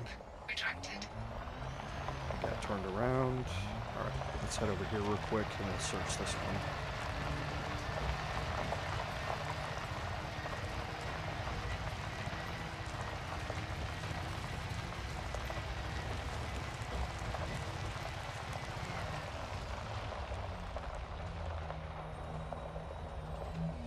Okay. Nope. I think this is actually one that we already fought.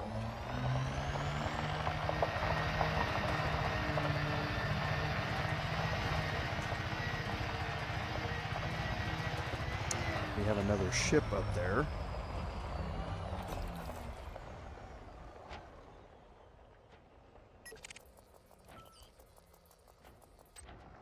Okay, he jumped out. I don't like it when NPC ships jump into the same instance where I'm at. A lot of times that can be bad, but they won't attack you if you're in your SRV. But they could be pirates, and as soon as you jump back into your ship, they'd be trying to take whatever you have, if you have anything.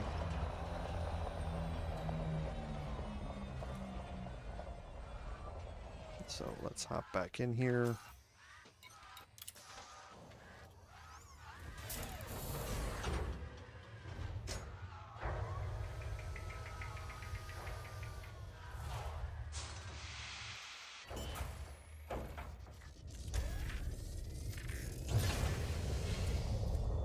Okay, and I was at 220 or 160. Is what I was trying to get to.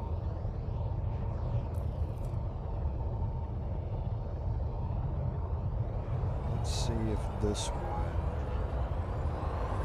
is it instead.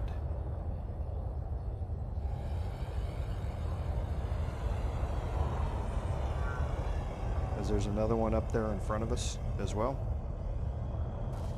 Oops. Must have been on a rock.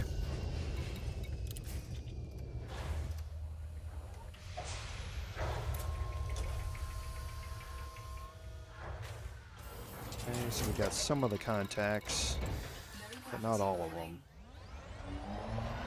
Let's move in here and spawn the rest of them. And we'll search here. Okay, so it's not this one.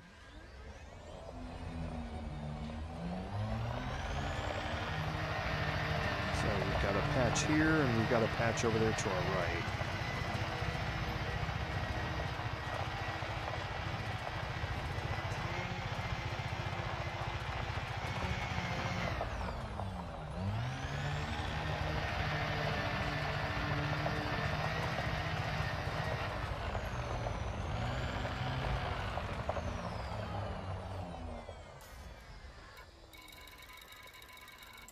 It's normally not this hard, honestly. When I came out here earlier, I was able to follow these directions really well. And that getting lost at the start kind of threw things off. But I'm making it seem a lot harder than it normally is, I promise.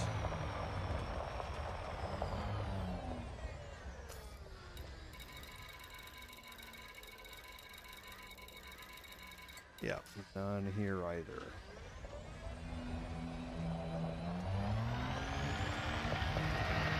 So we're a little short on Technetium, and again, this is what you would do: is you follow those directions, don't get lost like I did,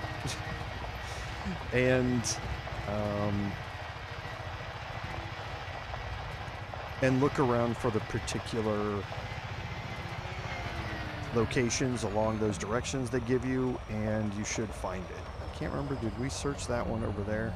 Because we came out and we searched that one and that one.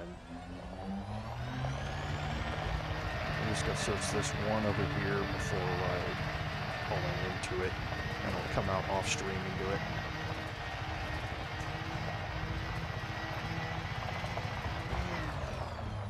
When you get to bumpy terrain, slow down. Do yourself a favor.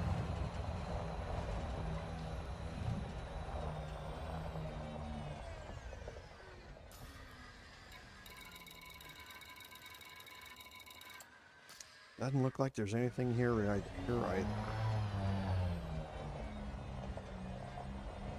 So, yeah, I just lost the track.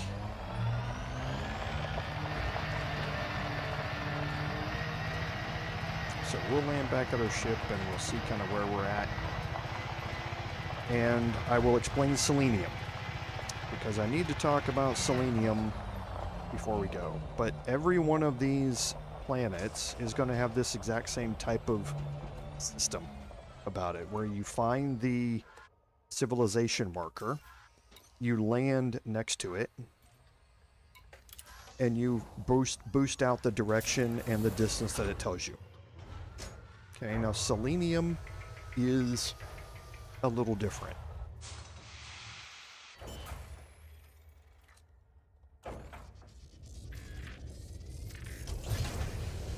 Okay, so first of all, let's look and see how short I am. So I got 86 out of the 150. Again, you should have a full 150 after you do the route.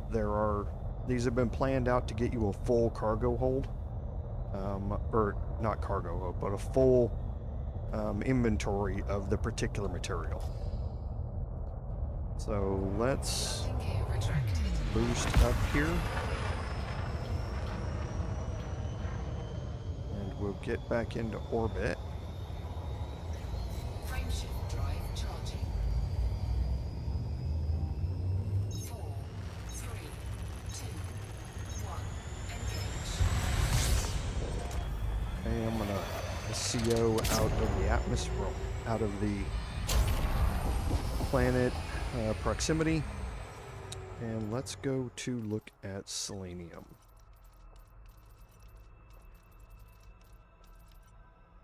Okay, so this is in a different system here.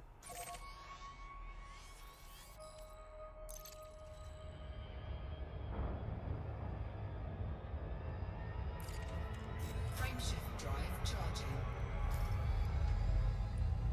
But it's only 2 jumps away.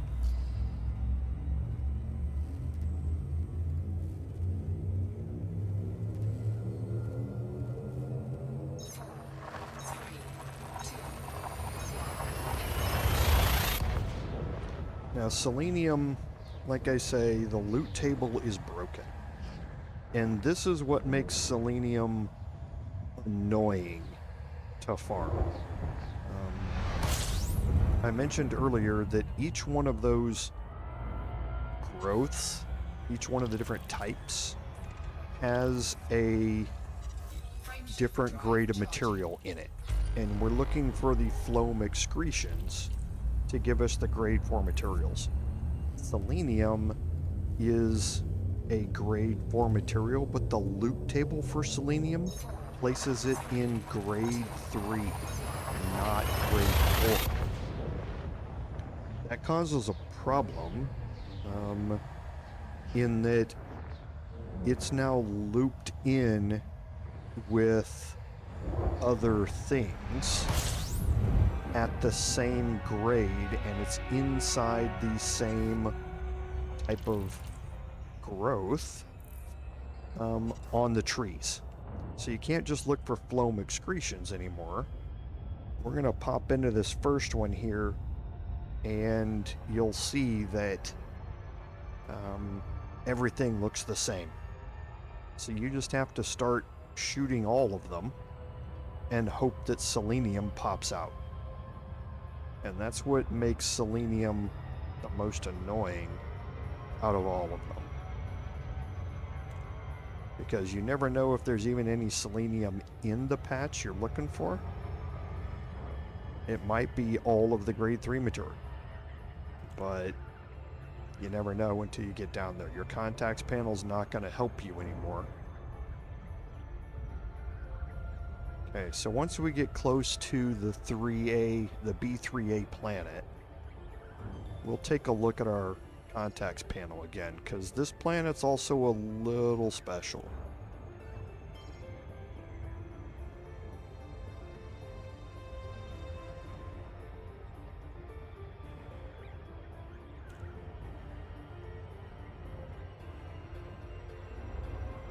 Okay.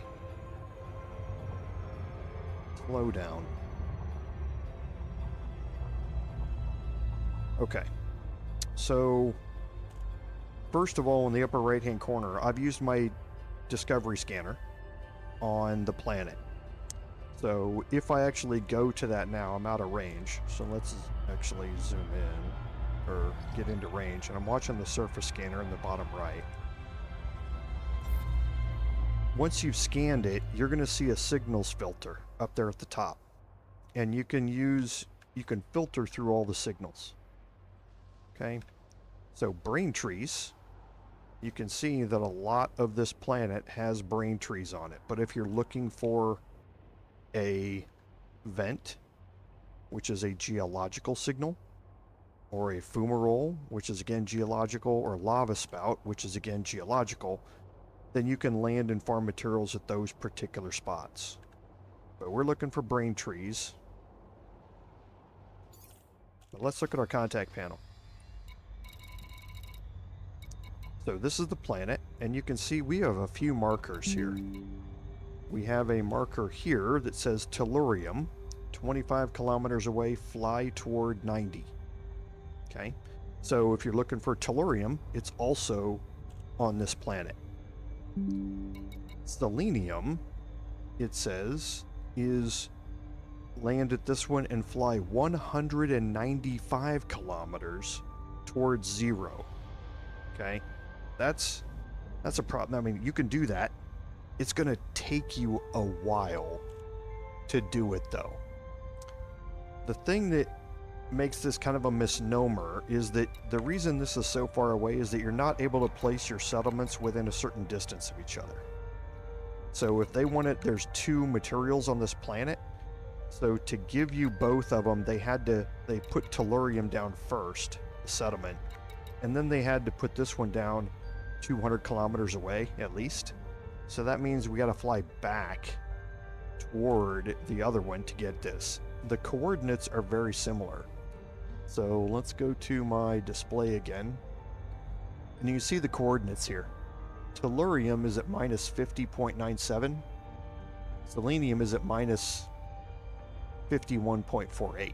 So they're real close to each other in longitude.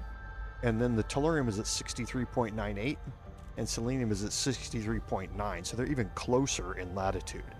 So don't try and land at the Selenium site and fly 195 kilometers. Just land at the Tellurium site, fly the 25 kilometers away, and then offset toward these other coordinates if you're trying to get Selenium. So we're going to lock that destination in. And we're kind of right at the top of this planet, so let's make our approach and bring it down a little bit.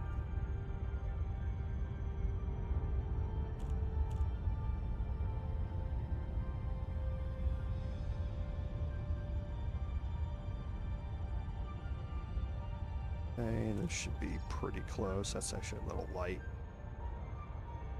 A little shallow. This one's probably better.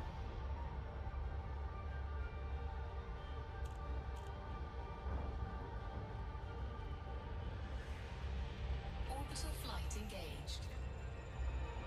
Okay, yeah, so we're good.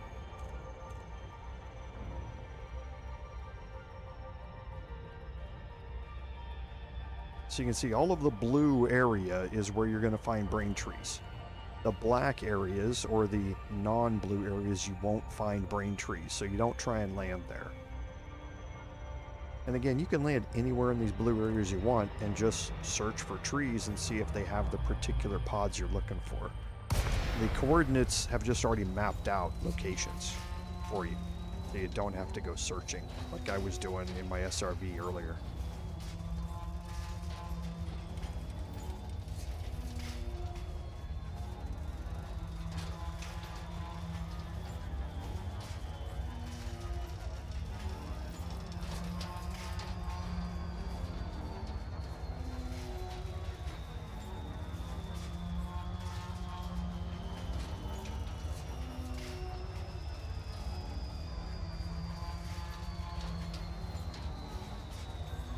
Okay, so we'll make our approach here.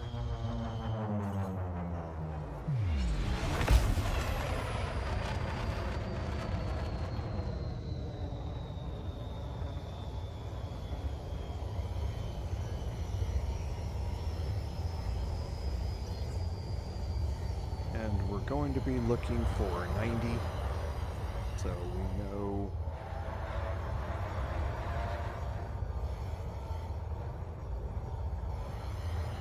going to be flying this way. There are the settlements below us, and these aren't exact either.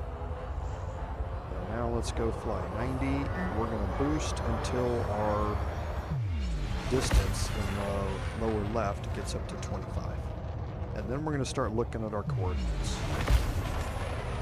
We need to be at minus 51.48. So you see we're at minus 50. So we can offset to the left a little bit and get that number going up.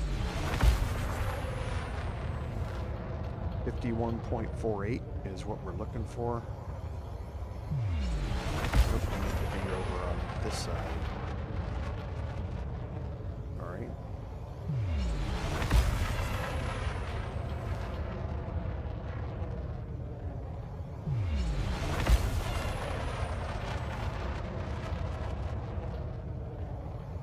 Okay, and once it reaches 51.48, you shift back to 90, and that number will no longer be moving.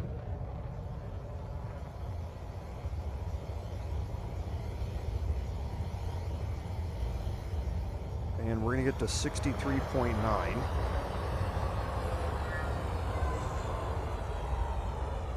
Okay, so we overshot 63.9 a little bit. So we can back up.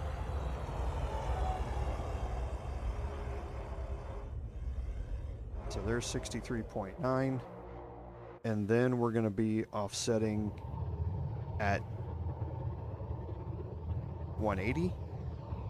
And 180 will lock 63.9. And we will start increasing 51.3 to 51.48. And that's how you fly by coordinates.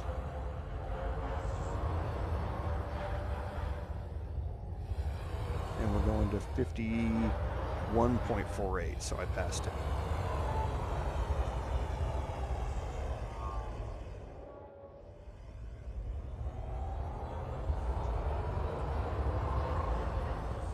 Okay, so it's right about below me right now, so we'll back up a little bit more and we'll drop our elevation.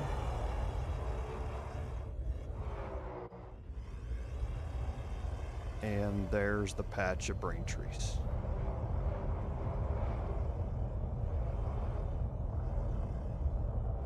Okay, so we'll land a little bit past it.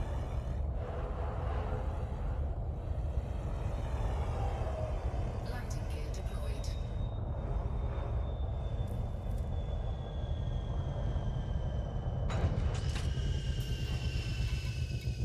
And let's go look for some selenium.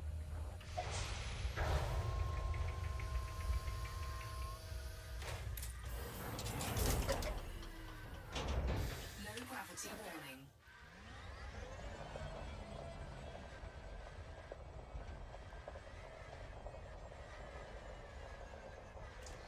Okay, so my turret deployed. We'll go into combat mode here. We'll go into our turret, and I'm going to specifically look at this one here. That's the Polyporous growth, and I'm far enough away from my ship I can actually shoot it. If you land too close, your ship shields will actually be encompassing this, and you'll be shooting your shields on your ship. And there's selenium. So we got lucky. Cargo scoop The deployed. first one that we armed actually had selenium in it. And there my turret's stowing again because I'm too close.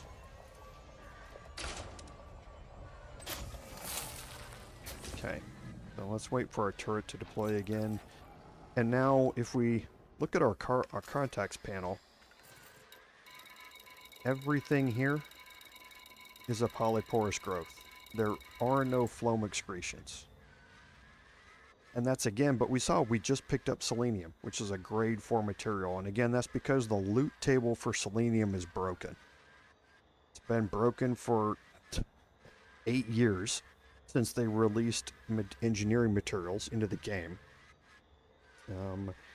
And they've just never fixed it for whatever reason or another. They had a great chance, like I said, a few years ago to do it, and for whatever reason they just didn't. So selenium is definitely still broken, so what that means is that you just need to shoot every single one of these and see if you find selenium. Okay, now they will be in groups like this, again, just like the Phloem excretions were. It's just you can't tell them apart. See, there's chromium. So now chromium we're full on. This is a grade 2 material. We don't need it. Okay. So this is what I mean. Selenium is a grade 4 material, but it's listed in the loot table as a grade 3 material, which means you're going to find it in anything that has grade 2 and grade 3 materials in it, which is what these polyporous growths do. So you just have to shoot and hope selenium pops out.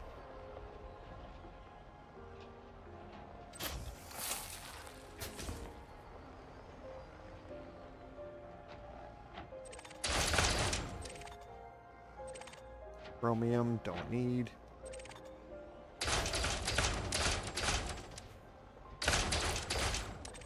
Chromium.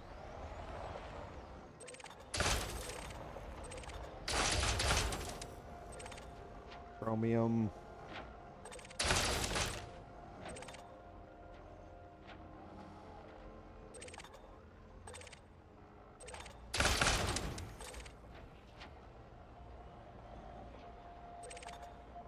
And once you find selenium, like I say, they tend to stay in groups. You just have to find the selenium again. And they tend, just like the previous ones, to be grouped around the outside.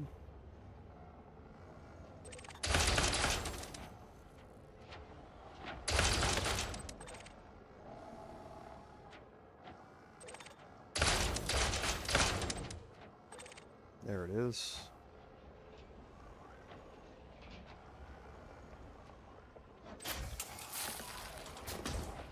So once you found one, you tend to find more around that same location. Like that one.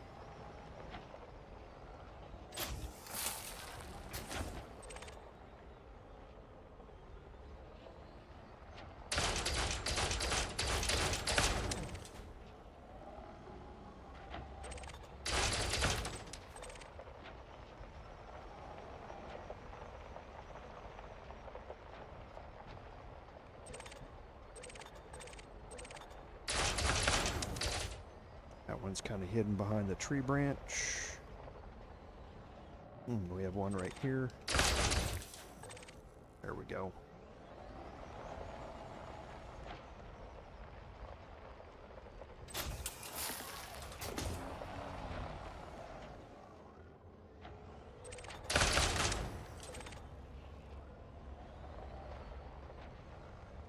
And things that you're full on, you won't even be able to pick up.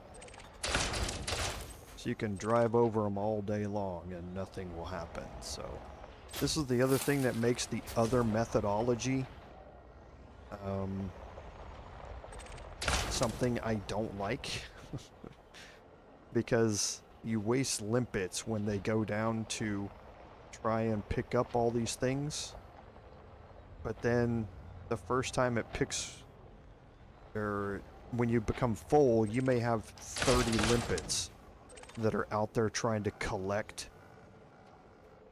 these things, and they're all picking chromium. And then all of those things are now full. They weren't full when they got deployed, and they went to go find chromium and pick them up, but they're full now because you just picked one up. And then you've got 20 limpets that are completely wasted. And you have to destroy them and launch new ones. It's an incredibly annoying process. I really don't like it.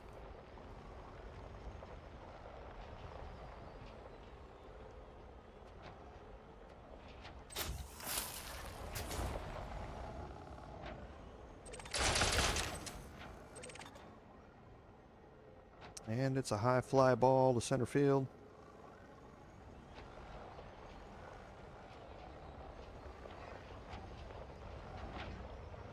And he makes the catch.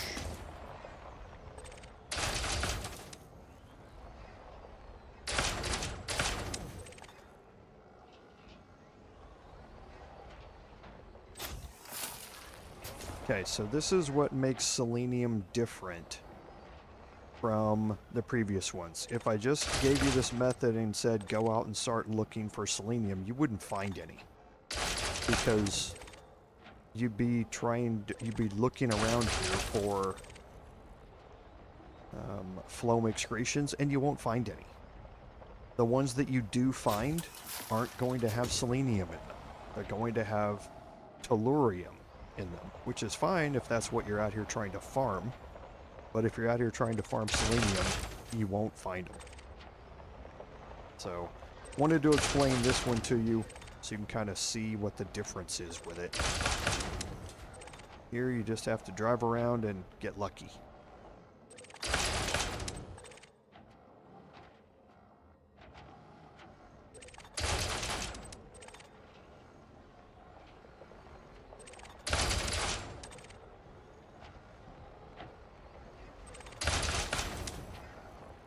That one's behind a limb. There we go.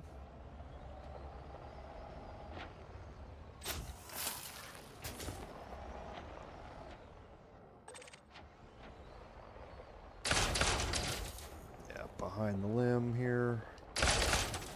Whoops. And again, you can't pick a material up unless it's selected, so try not to run over it.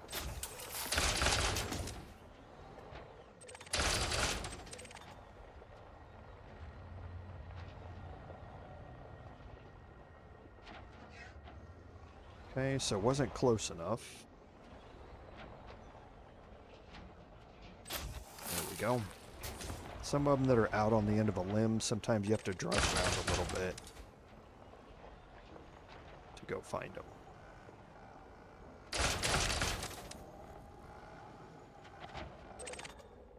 Chromium, don't care about it.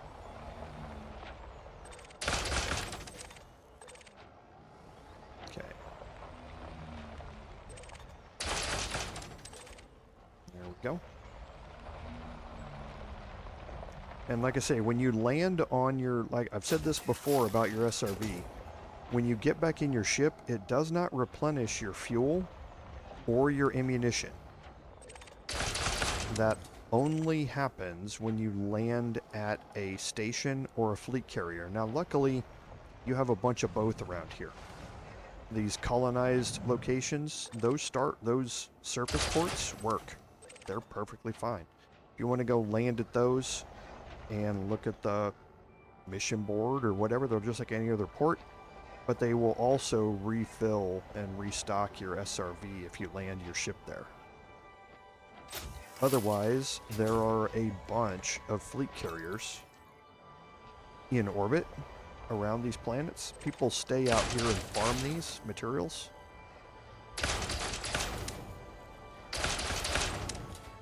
Especially if you're in a squadron, or, you know, this game's version of a clan. You'll find a lot of those carriers parked out here, and you can just land at one of those and refill your SRV ammo and fuel. There we go.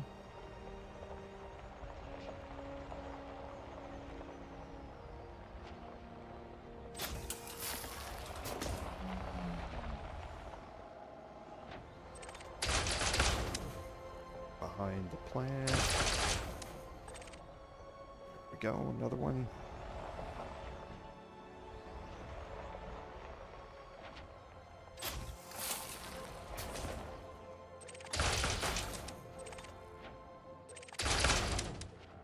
And you can sit here in one location and just shoot everything you can see. It's just some of these things overlap each other, so you never know if you're going to be shooting the near one or one that's way far away. So I tend to just drive around, shoot what I can, and see what pops out. See, that one's behind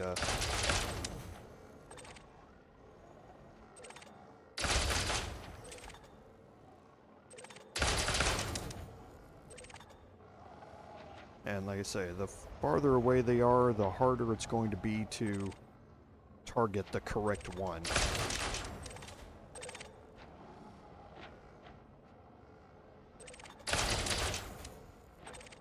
There we go.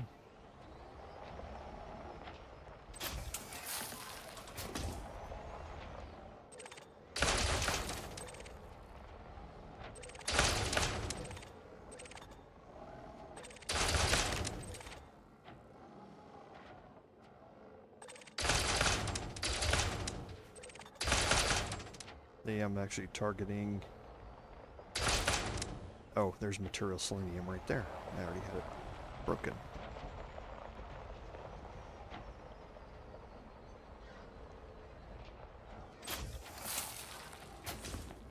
Okay, so I was waiting to see if this was going to happen. Okay. It looked like I got stuck there for a little bit. If you get stuck on one of the trees, which can happen, what you immediately want to do is go into full reverse and see if your SRV moves at all. If it doesn't move, you might have a bit of a problem. Then you want to put all of your pips to engines and use your jump jets. Okay, mine is on my pinky. Okay, and as you use jump jets, it will use your engine power. And you want to see if you can budge your ship using your jump jets. Again, if you don't get any movement, then you want to try a combination of both. You want to try and move backwards and jump jet, move forward and jump jet, and then you want to try and back away and turn at the same time, or go forward and turn. Anything that will get your SRV moving is what you're looking for. The more movement you get, eventually it will break you off of the tree. Now, what happens if it doesn't? Okay, so there's a very special way to fix yourself if you're broke. And this only works on PC. This does not work in Horizons on console. If you're on a PC, you can change the version of the game that you have active. Inside the launcher, you will see that there's a Manage Versions tab in there. And I guess I might as well explain this now.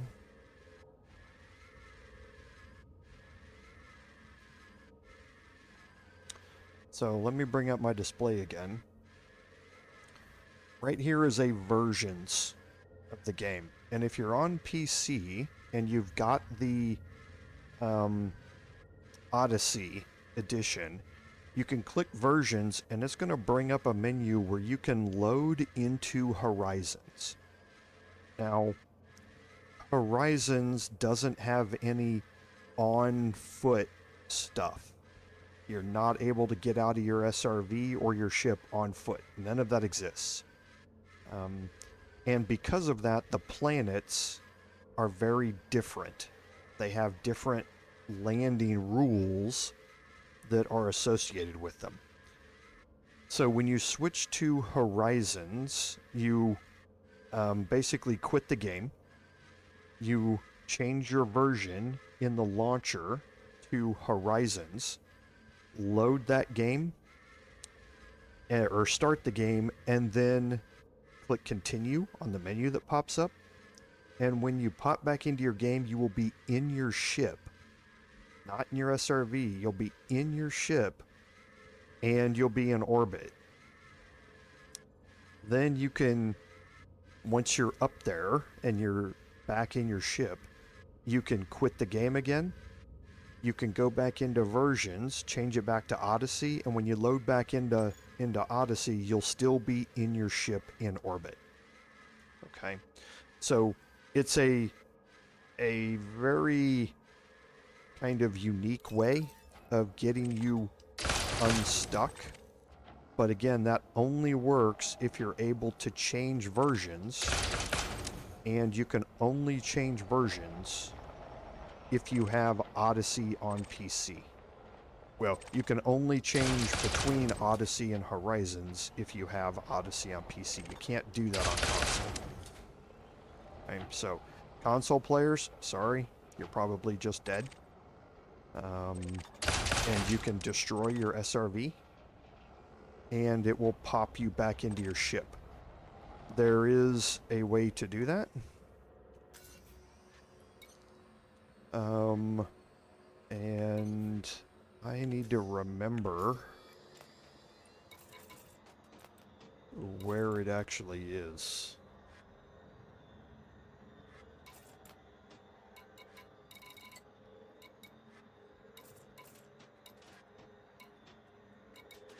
There it is. Self-destruct. Now, what happens when you self-destruct your SRV? Something that a lot of people don't know is that I am not sitting in my SRV right now. It kind of looks like it. If I go to my panel, you can see my arm down there. If I go into camera mode and I look, I can see myself sitting here. That's actually not me. That's a hologram. So if I destroy my SRV, I reappear back in my ship. Okay. Now, the problem with dying in your SRV and that sort of stuff is that there's a possibility that you can lose certain things. Now, it's not supposed to. When you die in your SRV, you're not supposed to lose, like, exploration data and stuff like that. But sometimes you do. So that's why people don't like using that method to reset themselves. They try and use the Odyssey to Horizons method to do it. Now, if you don't care about your exploration data, or you just don't have a lot because you sold it before you came out here, then go ahead and do it. You'll end up back in your ship and you're good to go.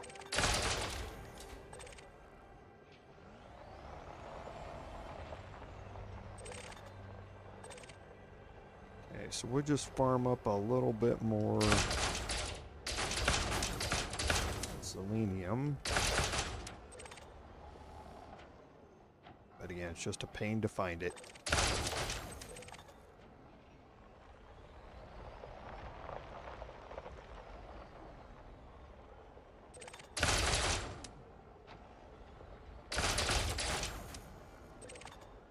Okay, arsenic.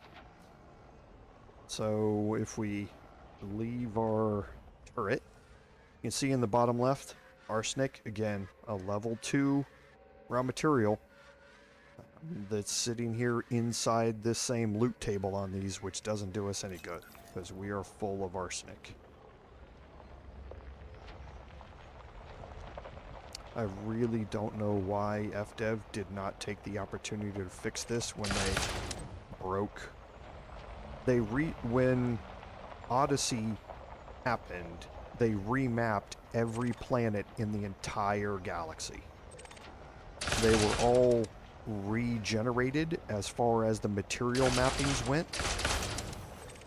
and they had the opportunity to fix Selenium then. The reason they didn't do it beforehand was because it would have broken all of the farming spots that people had set up in the crystal shards back then, and it would have really upset everybody. Just like it really upset everybody when they reset all the material spawns on the planets when Odyssey was released. They had the opportunity to just make everybody upset one time then, but for some reason they didn't fix it. And the answer that we got was, they didn't come out and actually say it, but the responses were along the lines of, oh, yeah, that. Kind of like, oh, we forgot that it was broken.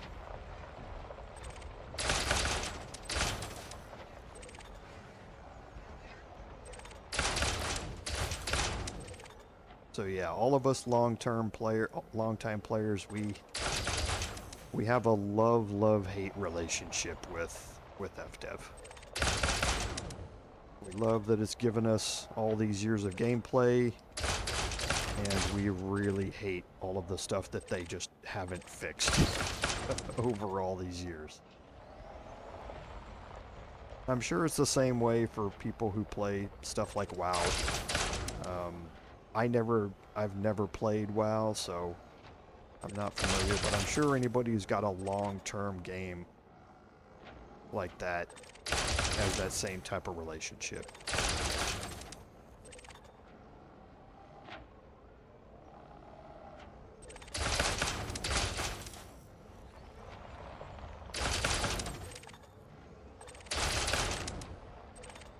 There's one.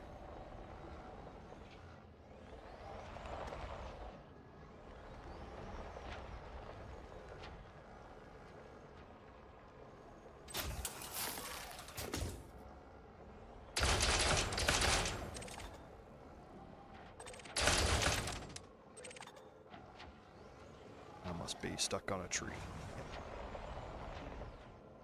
One of the hazards of always staying in your turret all the time is that you tend to sometimes lose spatial awareness. There we go.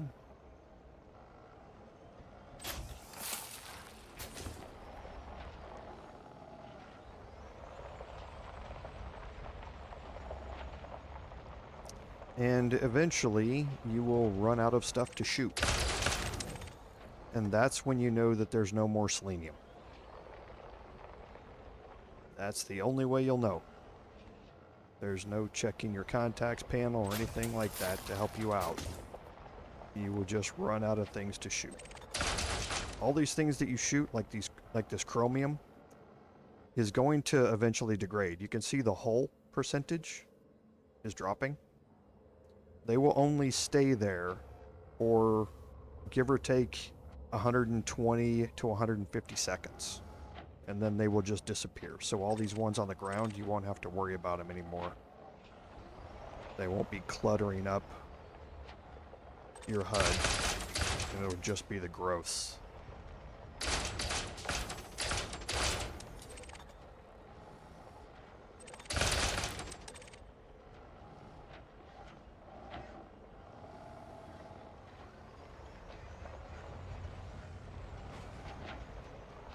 Okay, so we're getting down to the end, it looks like. Probably don't have all that many growths left.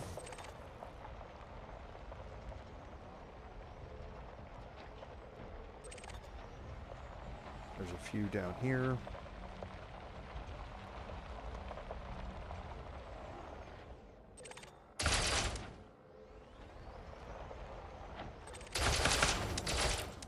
That's chromium. More chromium.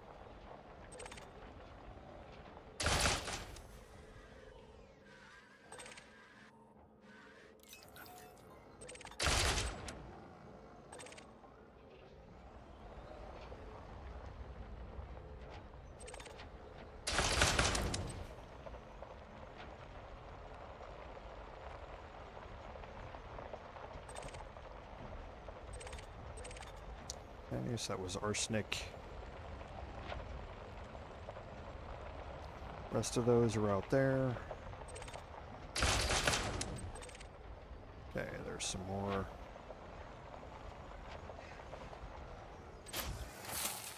Okay. Oh, I might be stuck here. So again, I just jump jetted off the top. Because I knew I was kind of stuck on the top of that tree.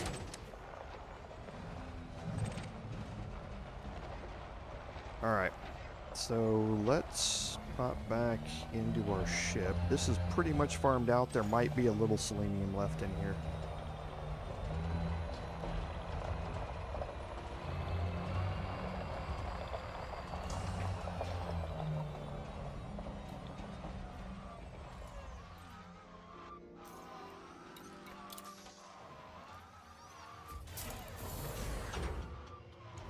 And we need to go at 280 degrees, but first I'm gonna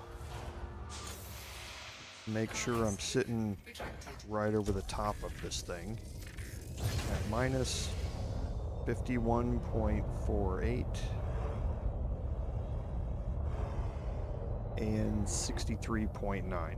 Okay, so we're pretty close. So now we're gonna go 280 degrees.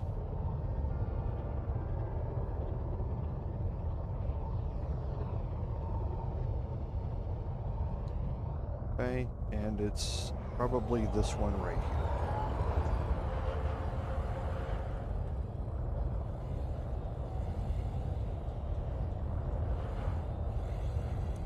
This one I'm gonna have to land a little bit over here, I think.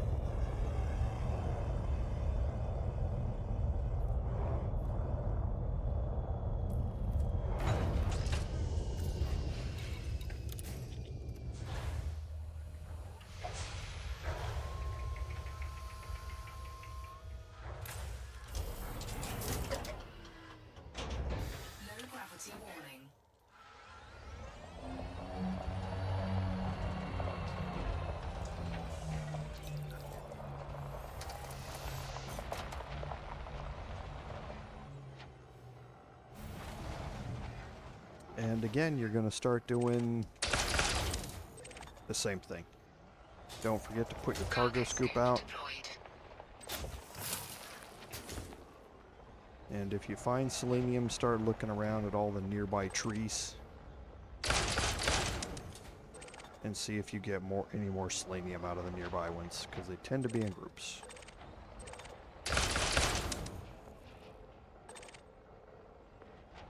Okay, so that selenium was by itself.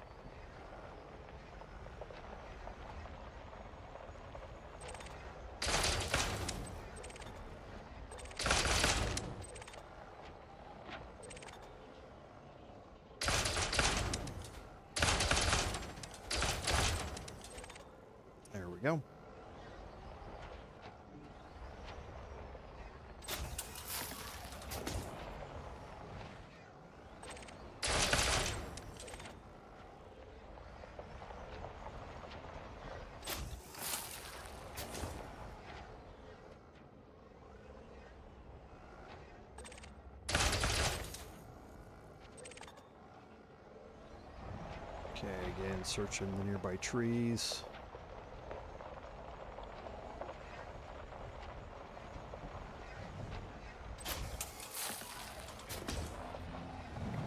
And I'm gonna look at this one. Nope.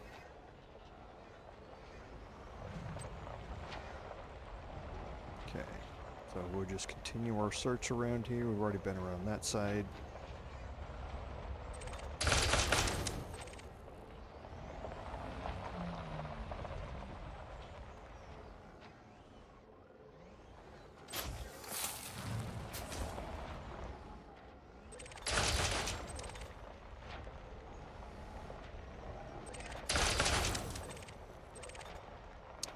Alright, so like I said, when you come out here the first time, you're going to follow this gameplay loop, right?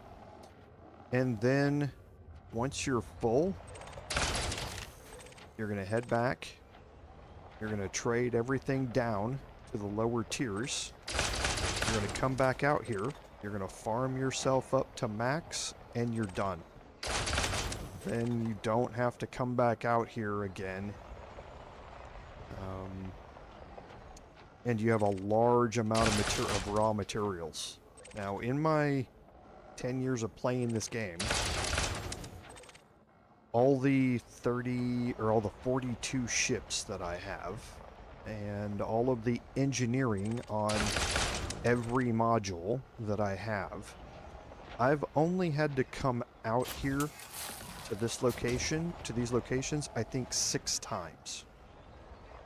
The first 2 to get myself stocked up full, and then after that, it's only just to top myself off. I may be out of 1 material, so I'm only out here really for 1, but while I'm out here, I'm topping up all the others.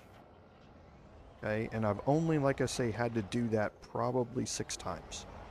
So once you fill up the first time, I think it's, and there we go, we are full on selenium. Okay, now selenium, again,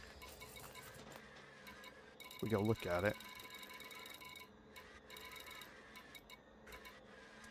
Selenium is also a little different because it is so broke. Technetium is a grade 4 material. The maximum you can have of a grade 4 material is 150. Selenium maxes out at 100. So again, not only is the loot table for it broken, but because of the grade mess up, it's treating this like a grade 5 material. Like, for instance, proto heat radiators. This is a grade 5 manufactured material, so you can only have a max of 100 of these. So selenium is in the loot table for 1 level lower, but the maximum count is treated as if it's in the loot table for 1 level higher, which doesn't exist for any raw material. So again, selenium is very, very broken, and this is the thing you're going to come out here and have to farm the most. I'm going to be honest with you. I said I'd come out here 6 times, and that's because 5 of those times I've been out of selenium and needed to come back out here and farm it, because you're only allowed to have 100 of them, and it is a very, very useful raw material in engineering for a very specific reason, and we'll be looking at that once we get into more in-depth into engineering and we start actually making changes to our modules. So now that we're full of selenium, let's head back to our ship, and we will head to the last system that you're going to need. We already learned about 35 Carinae, 35G Carinae. There are 4 of the 7 raw materials there. this system has two more materials on the same planet here, tellurium and selenium. There's one more that we haven't looked at.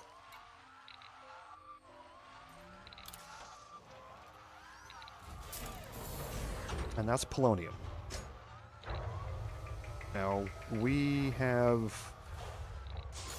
were full on polonium last time before we came out here. We traded everything down.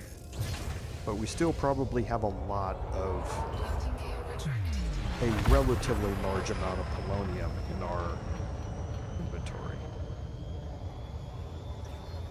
Frameshift drive charging. So we'll pop back into orbit. And I'll show you this last planet. Or last system, sorry.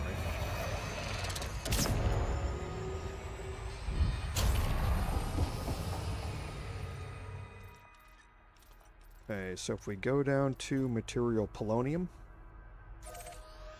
this system is back up near the 35G Carinae system that we were just at. So if you're actually trying to minimize time jumping between them, you would go to 35G Carinae, then you'd go to this system, and then this on the way back. But with our jump range, it's only really a couple of jumps. Doesn't really matter. Frameshift drive charging. So this should be 2 jumps. Yep. And we're almost out of fuel.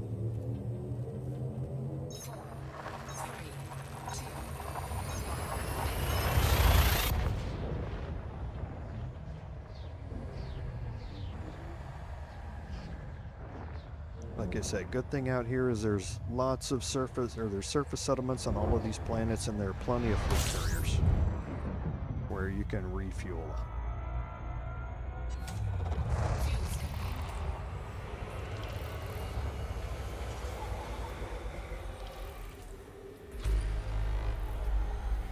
Frameshift drive charging. And we're going to be looking for planet 5C here.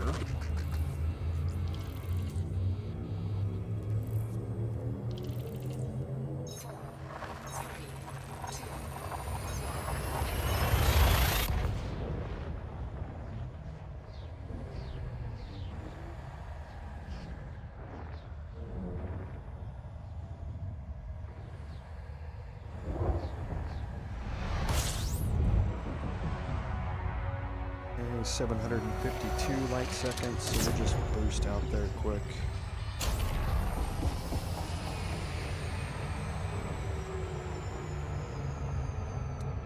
Plane of the ecliptic's a little weird on this one, so we'll take it out wide.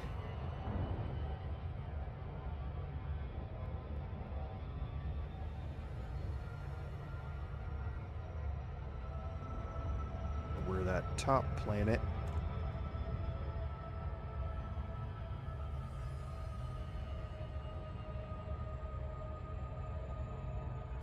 Let's actually approach it from the top.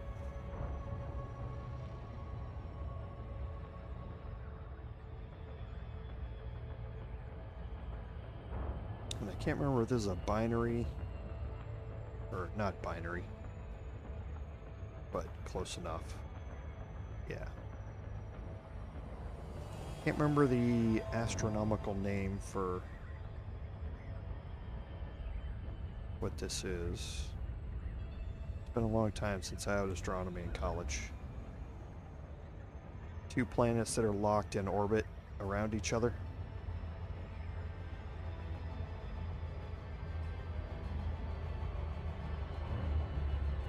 Okay, so again, I've scanned this one.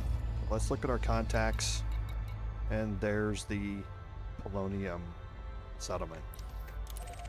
So we'll lock that. It's on the back side.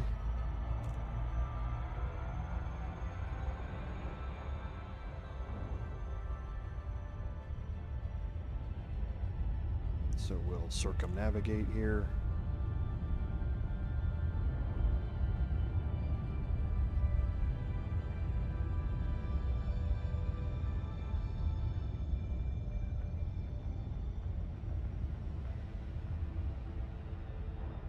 Okay, there we go.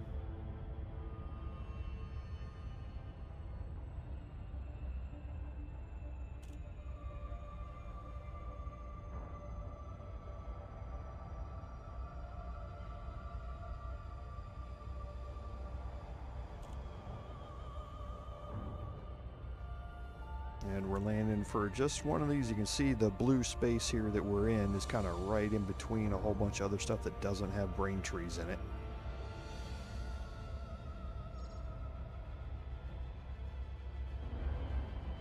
See how steep we are.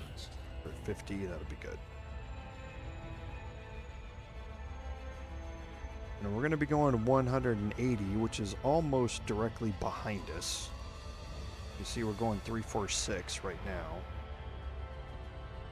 So we could try and offset this a little bit by coming like down here and trying to cut that 25 kilometers off, but it's so fast to boost 25 kilometers, it's not really worth it getting lost and having to navigate by coordinates as opposed to just a distance and a bearing.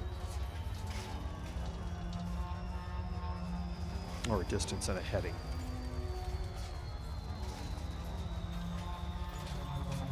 If you want to know the difference between bearing and heading, go look it up. Basically, bearing is the direction your ship is pointed. Heading is the direction that your ship is moving. And those are not necessarily the same thing.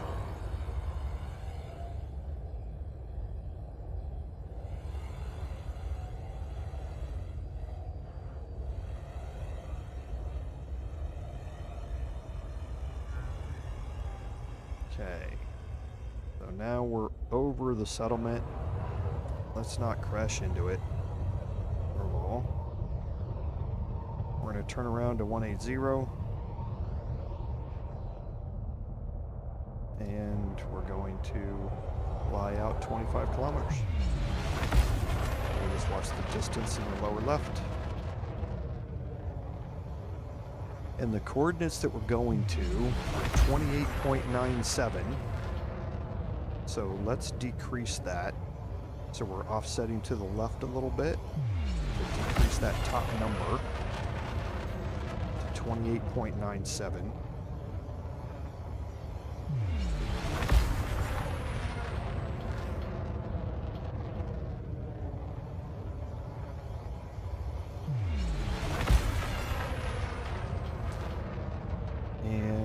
We actually need to offset this way to decrease to 133.48, which is right there. Now what we need to do is boost out to 28.97.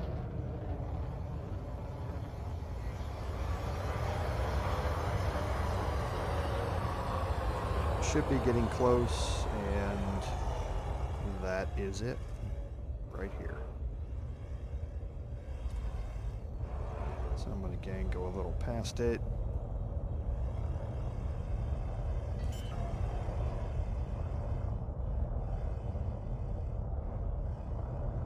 Landing gear deployed.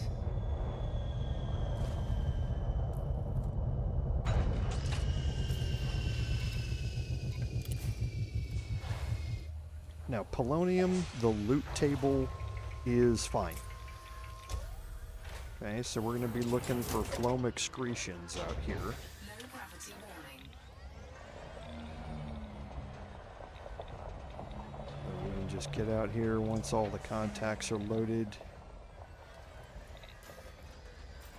Look at our contacts panel, and here they are. Okay. So our first one is actually to the left and behind us a little bit.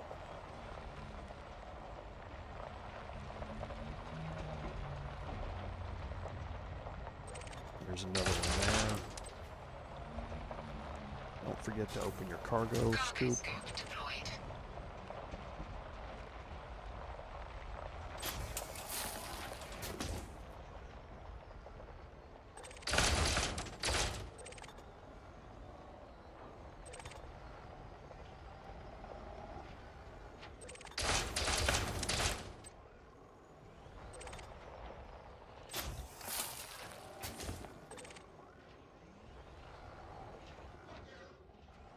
Probably need to be around the other side of the tree for this.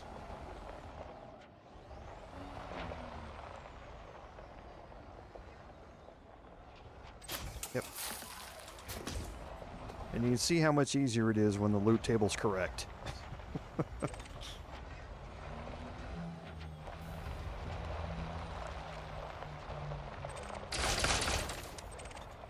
Selenium is just very, very annoying.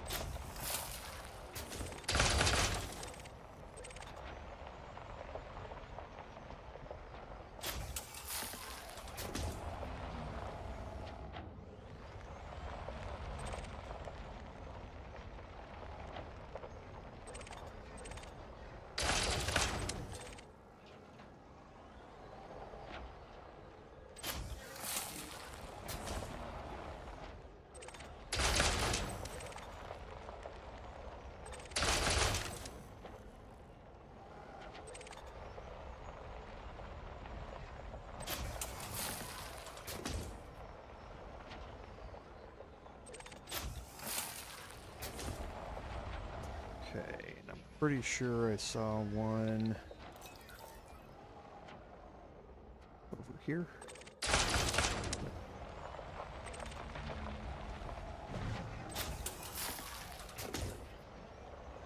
Okay, there's one.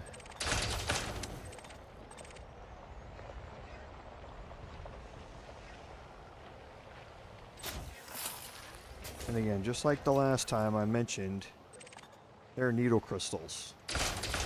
Now this used to be a really good farmable. This was part of the farming run that used to be way back in the day. If I can shoot it, if I can hit it. So, those needle crystals are the grade 4 geological formation. So if you find needle crystals, they'll also contain polonium. So you can farm geological and biological versions to get the same materials.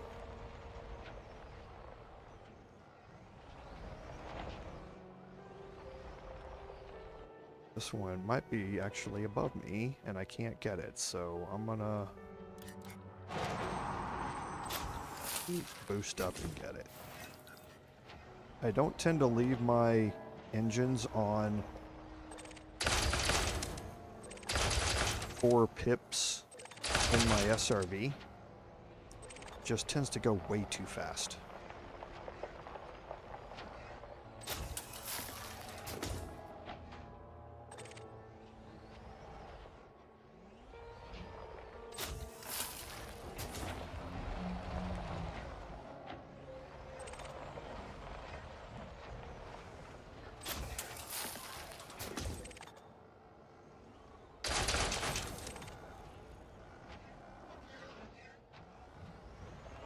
That one probably need to be on the other side of the tree.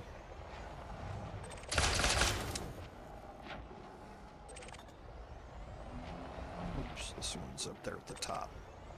And if you wait, the game will actually realize that that thing's not reachable. So it will drop it down to the ground. It's just nobody wants to wait. Just get up close enough. If it's stuck up at the top of the tree, just boost up there and go get it, and you'll be fine.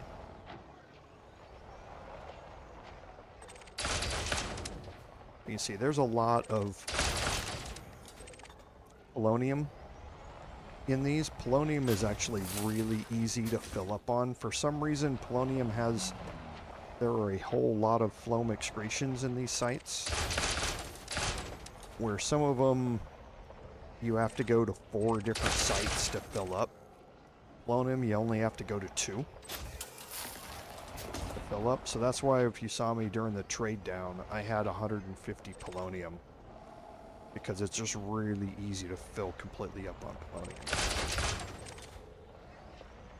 For whatever reason.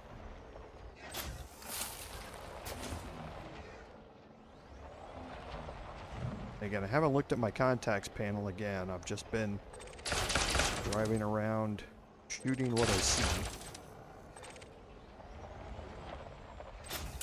there's another one over there. Already see.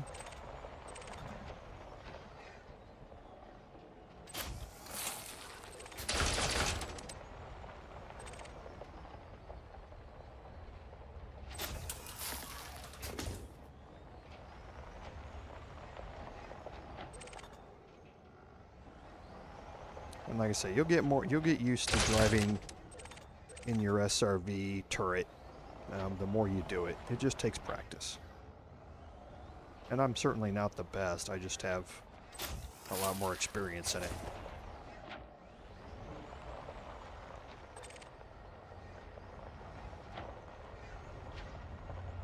Okay, so let's go back and see if we have any more. We got 2 more. I try and shoot these from long distance. Oh, and I got it. Just as a little game. If you're not in your turret, the repeater is very inaccurate. You see how it kind of moves the shot placement around. So you kind of have to watch it and time it correctly. Uh-oh. Okay, got stuck underneath the brain there. Let's go get one more.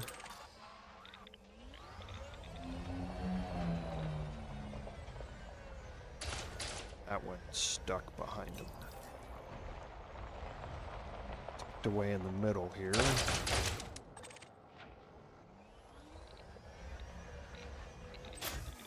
Alright.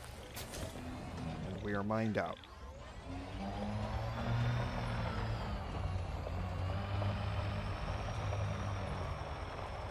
So we'll go to the next one and you'll kind of have seen how all of these play out. I showed you the list of the planets that you're going to be spending time at. I showed you the bookmarks, so you can go look at those as well. If you want to know the directions that I'm following here, like when you leave this site, what direction you want to go, which in this case is going to be 125 degrees. Just go search for, like I say, run that Google search, and you'll come up with the Reddit posts that will have these things in it. So again, I'm just kind of centering myself on this one, and we're going to go 165 degrees.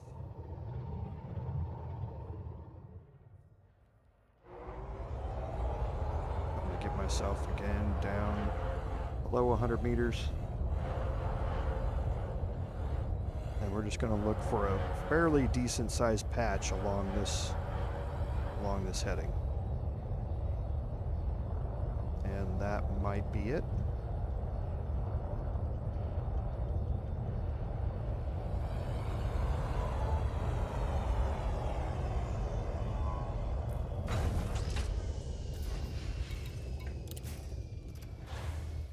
It's a little bit off to the side, so this might not be it. So we'll immediately check our contacts panel. Nope, we got some here. Low gravity warning.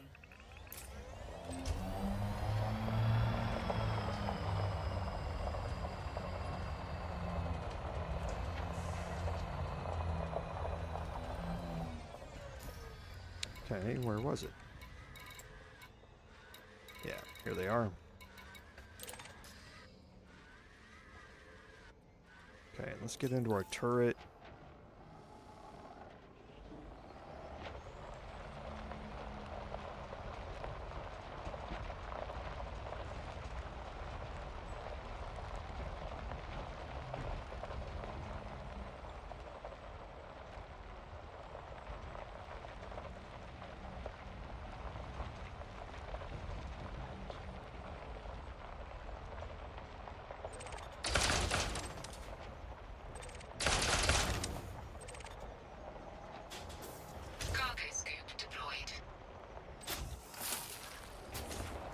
There's another one here, another one here.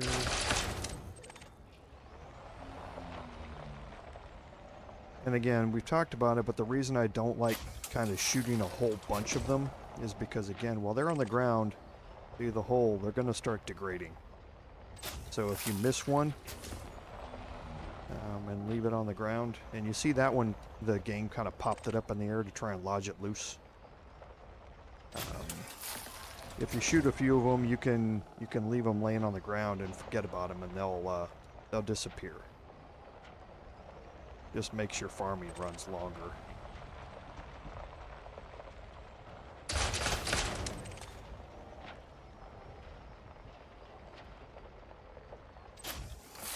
Two more there in front of me.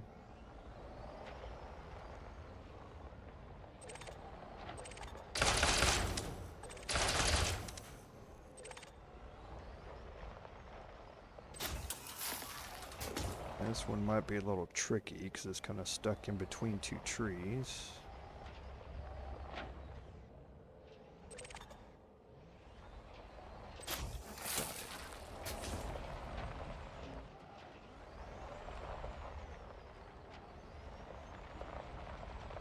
Okay, take another quick look around here.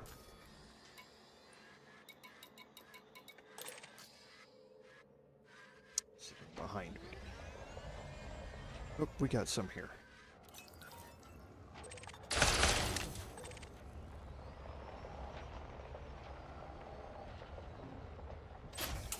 Oh, there's one right here. Saw.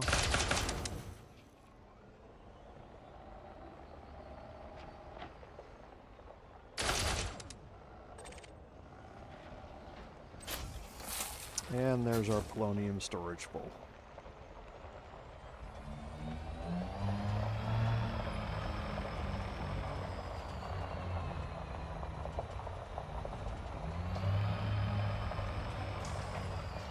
Okay, now polonium is kind of by itself. There are no other materials in this system. So when you're getting polonium, this will be the only thing that you're going to be getting inside of this particular location.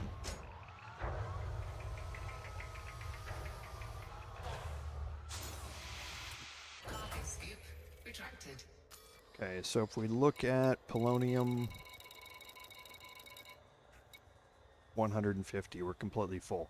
So like I say, that one, polonium, for whatever reason, that first patch that you're at has a lot in it, and the next patch also seems to have a lot. For whatever reason, those Phloem excretions are just concentrated in those two patches, so you're going to fill up on polonium really quickly. I mean, that took 15 minutes to do polonium, and that's it. The others aren't nearly that easy, but like I said, there is another method using the flat cannon and a whole bunch of collector limpets. That whole method can fill up all 7 materials in about 3 hours, give or take. If you have a special ship that's built for it that has like 6 collector limpet controllers and 600 cargo to be able to hold all the limpets that you're going to need to collect them all.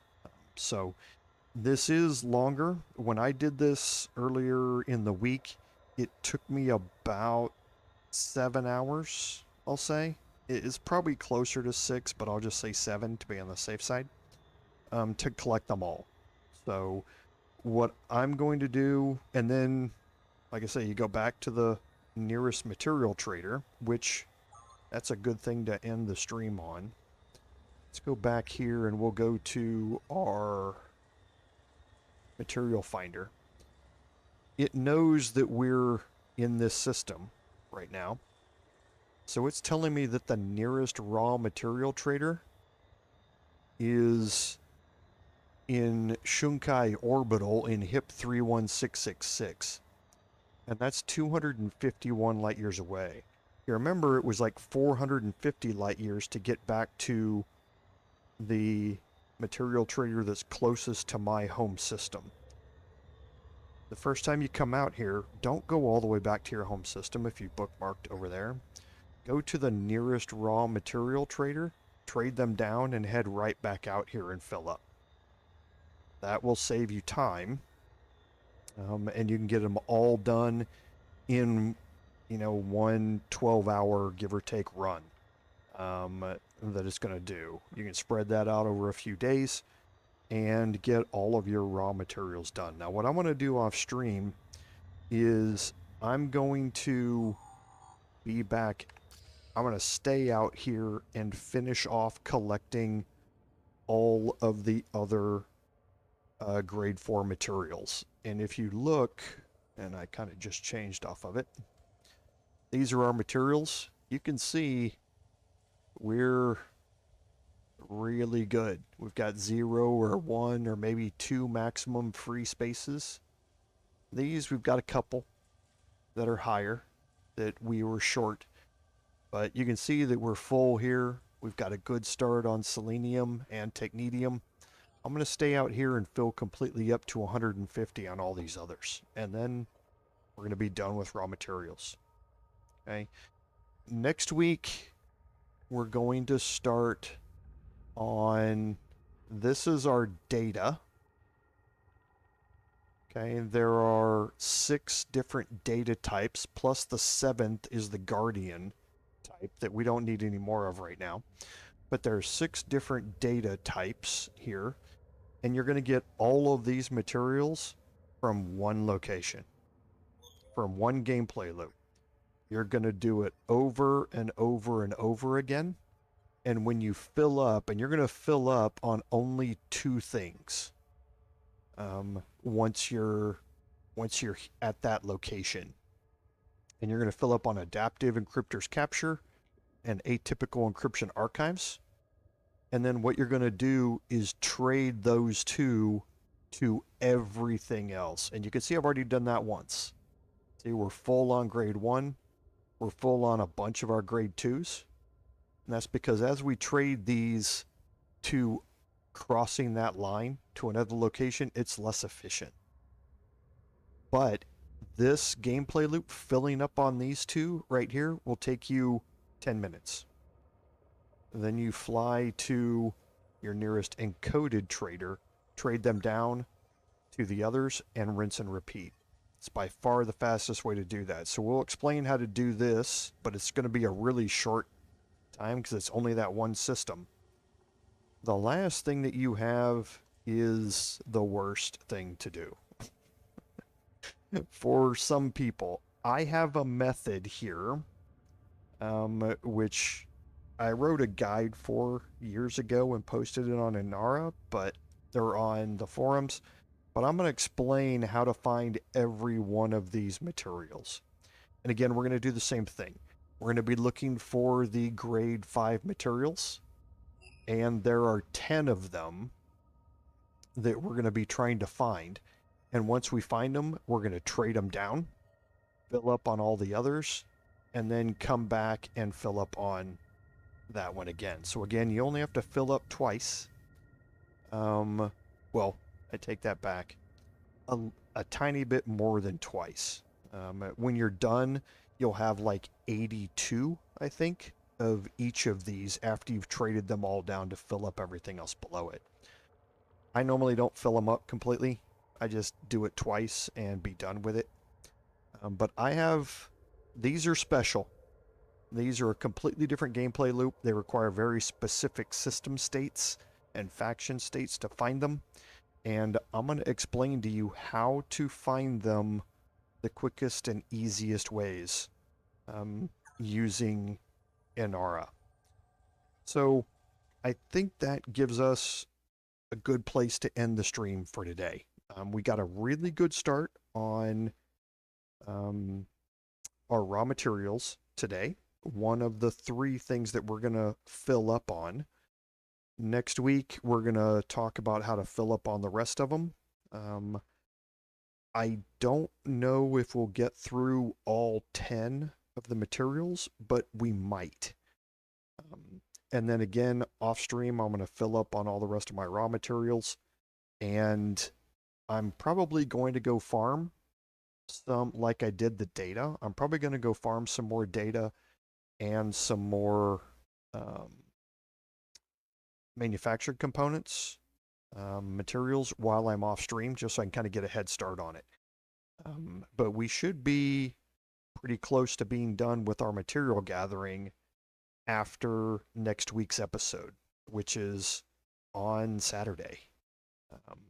Once that is done, we will start unlocking engineers, and that's going to be the next set of gameplay loops that we're going to explore.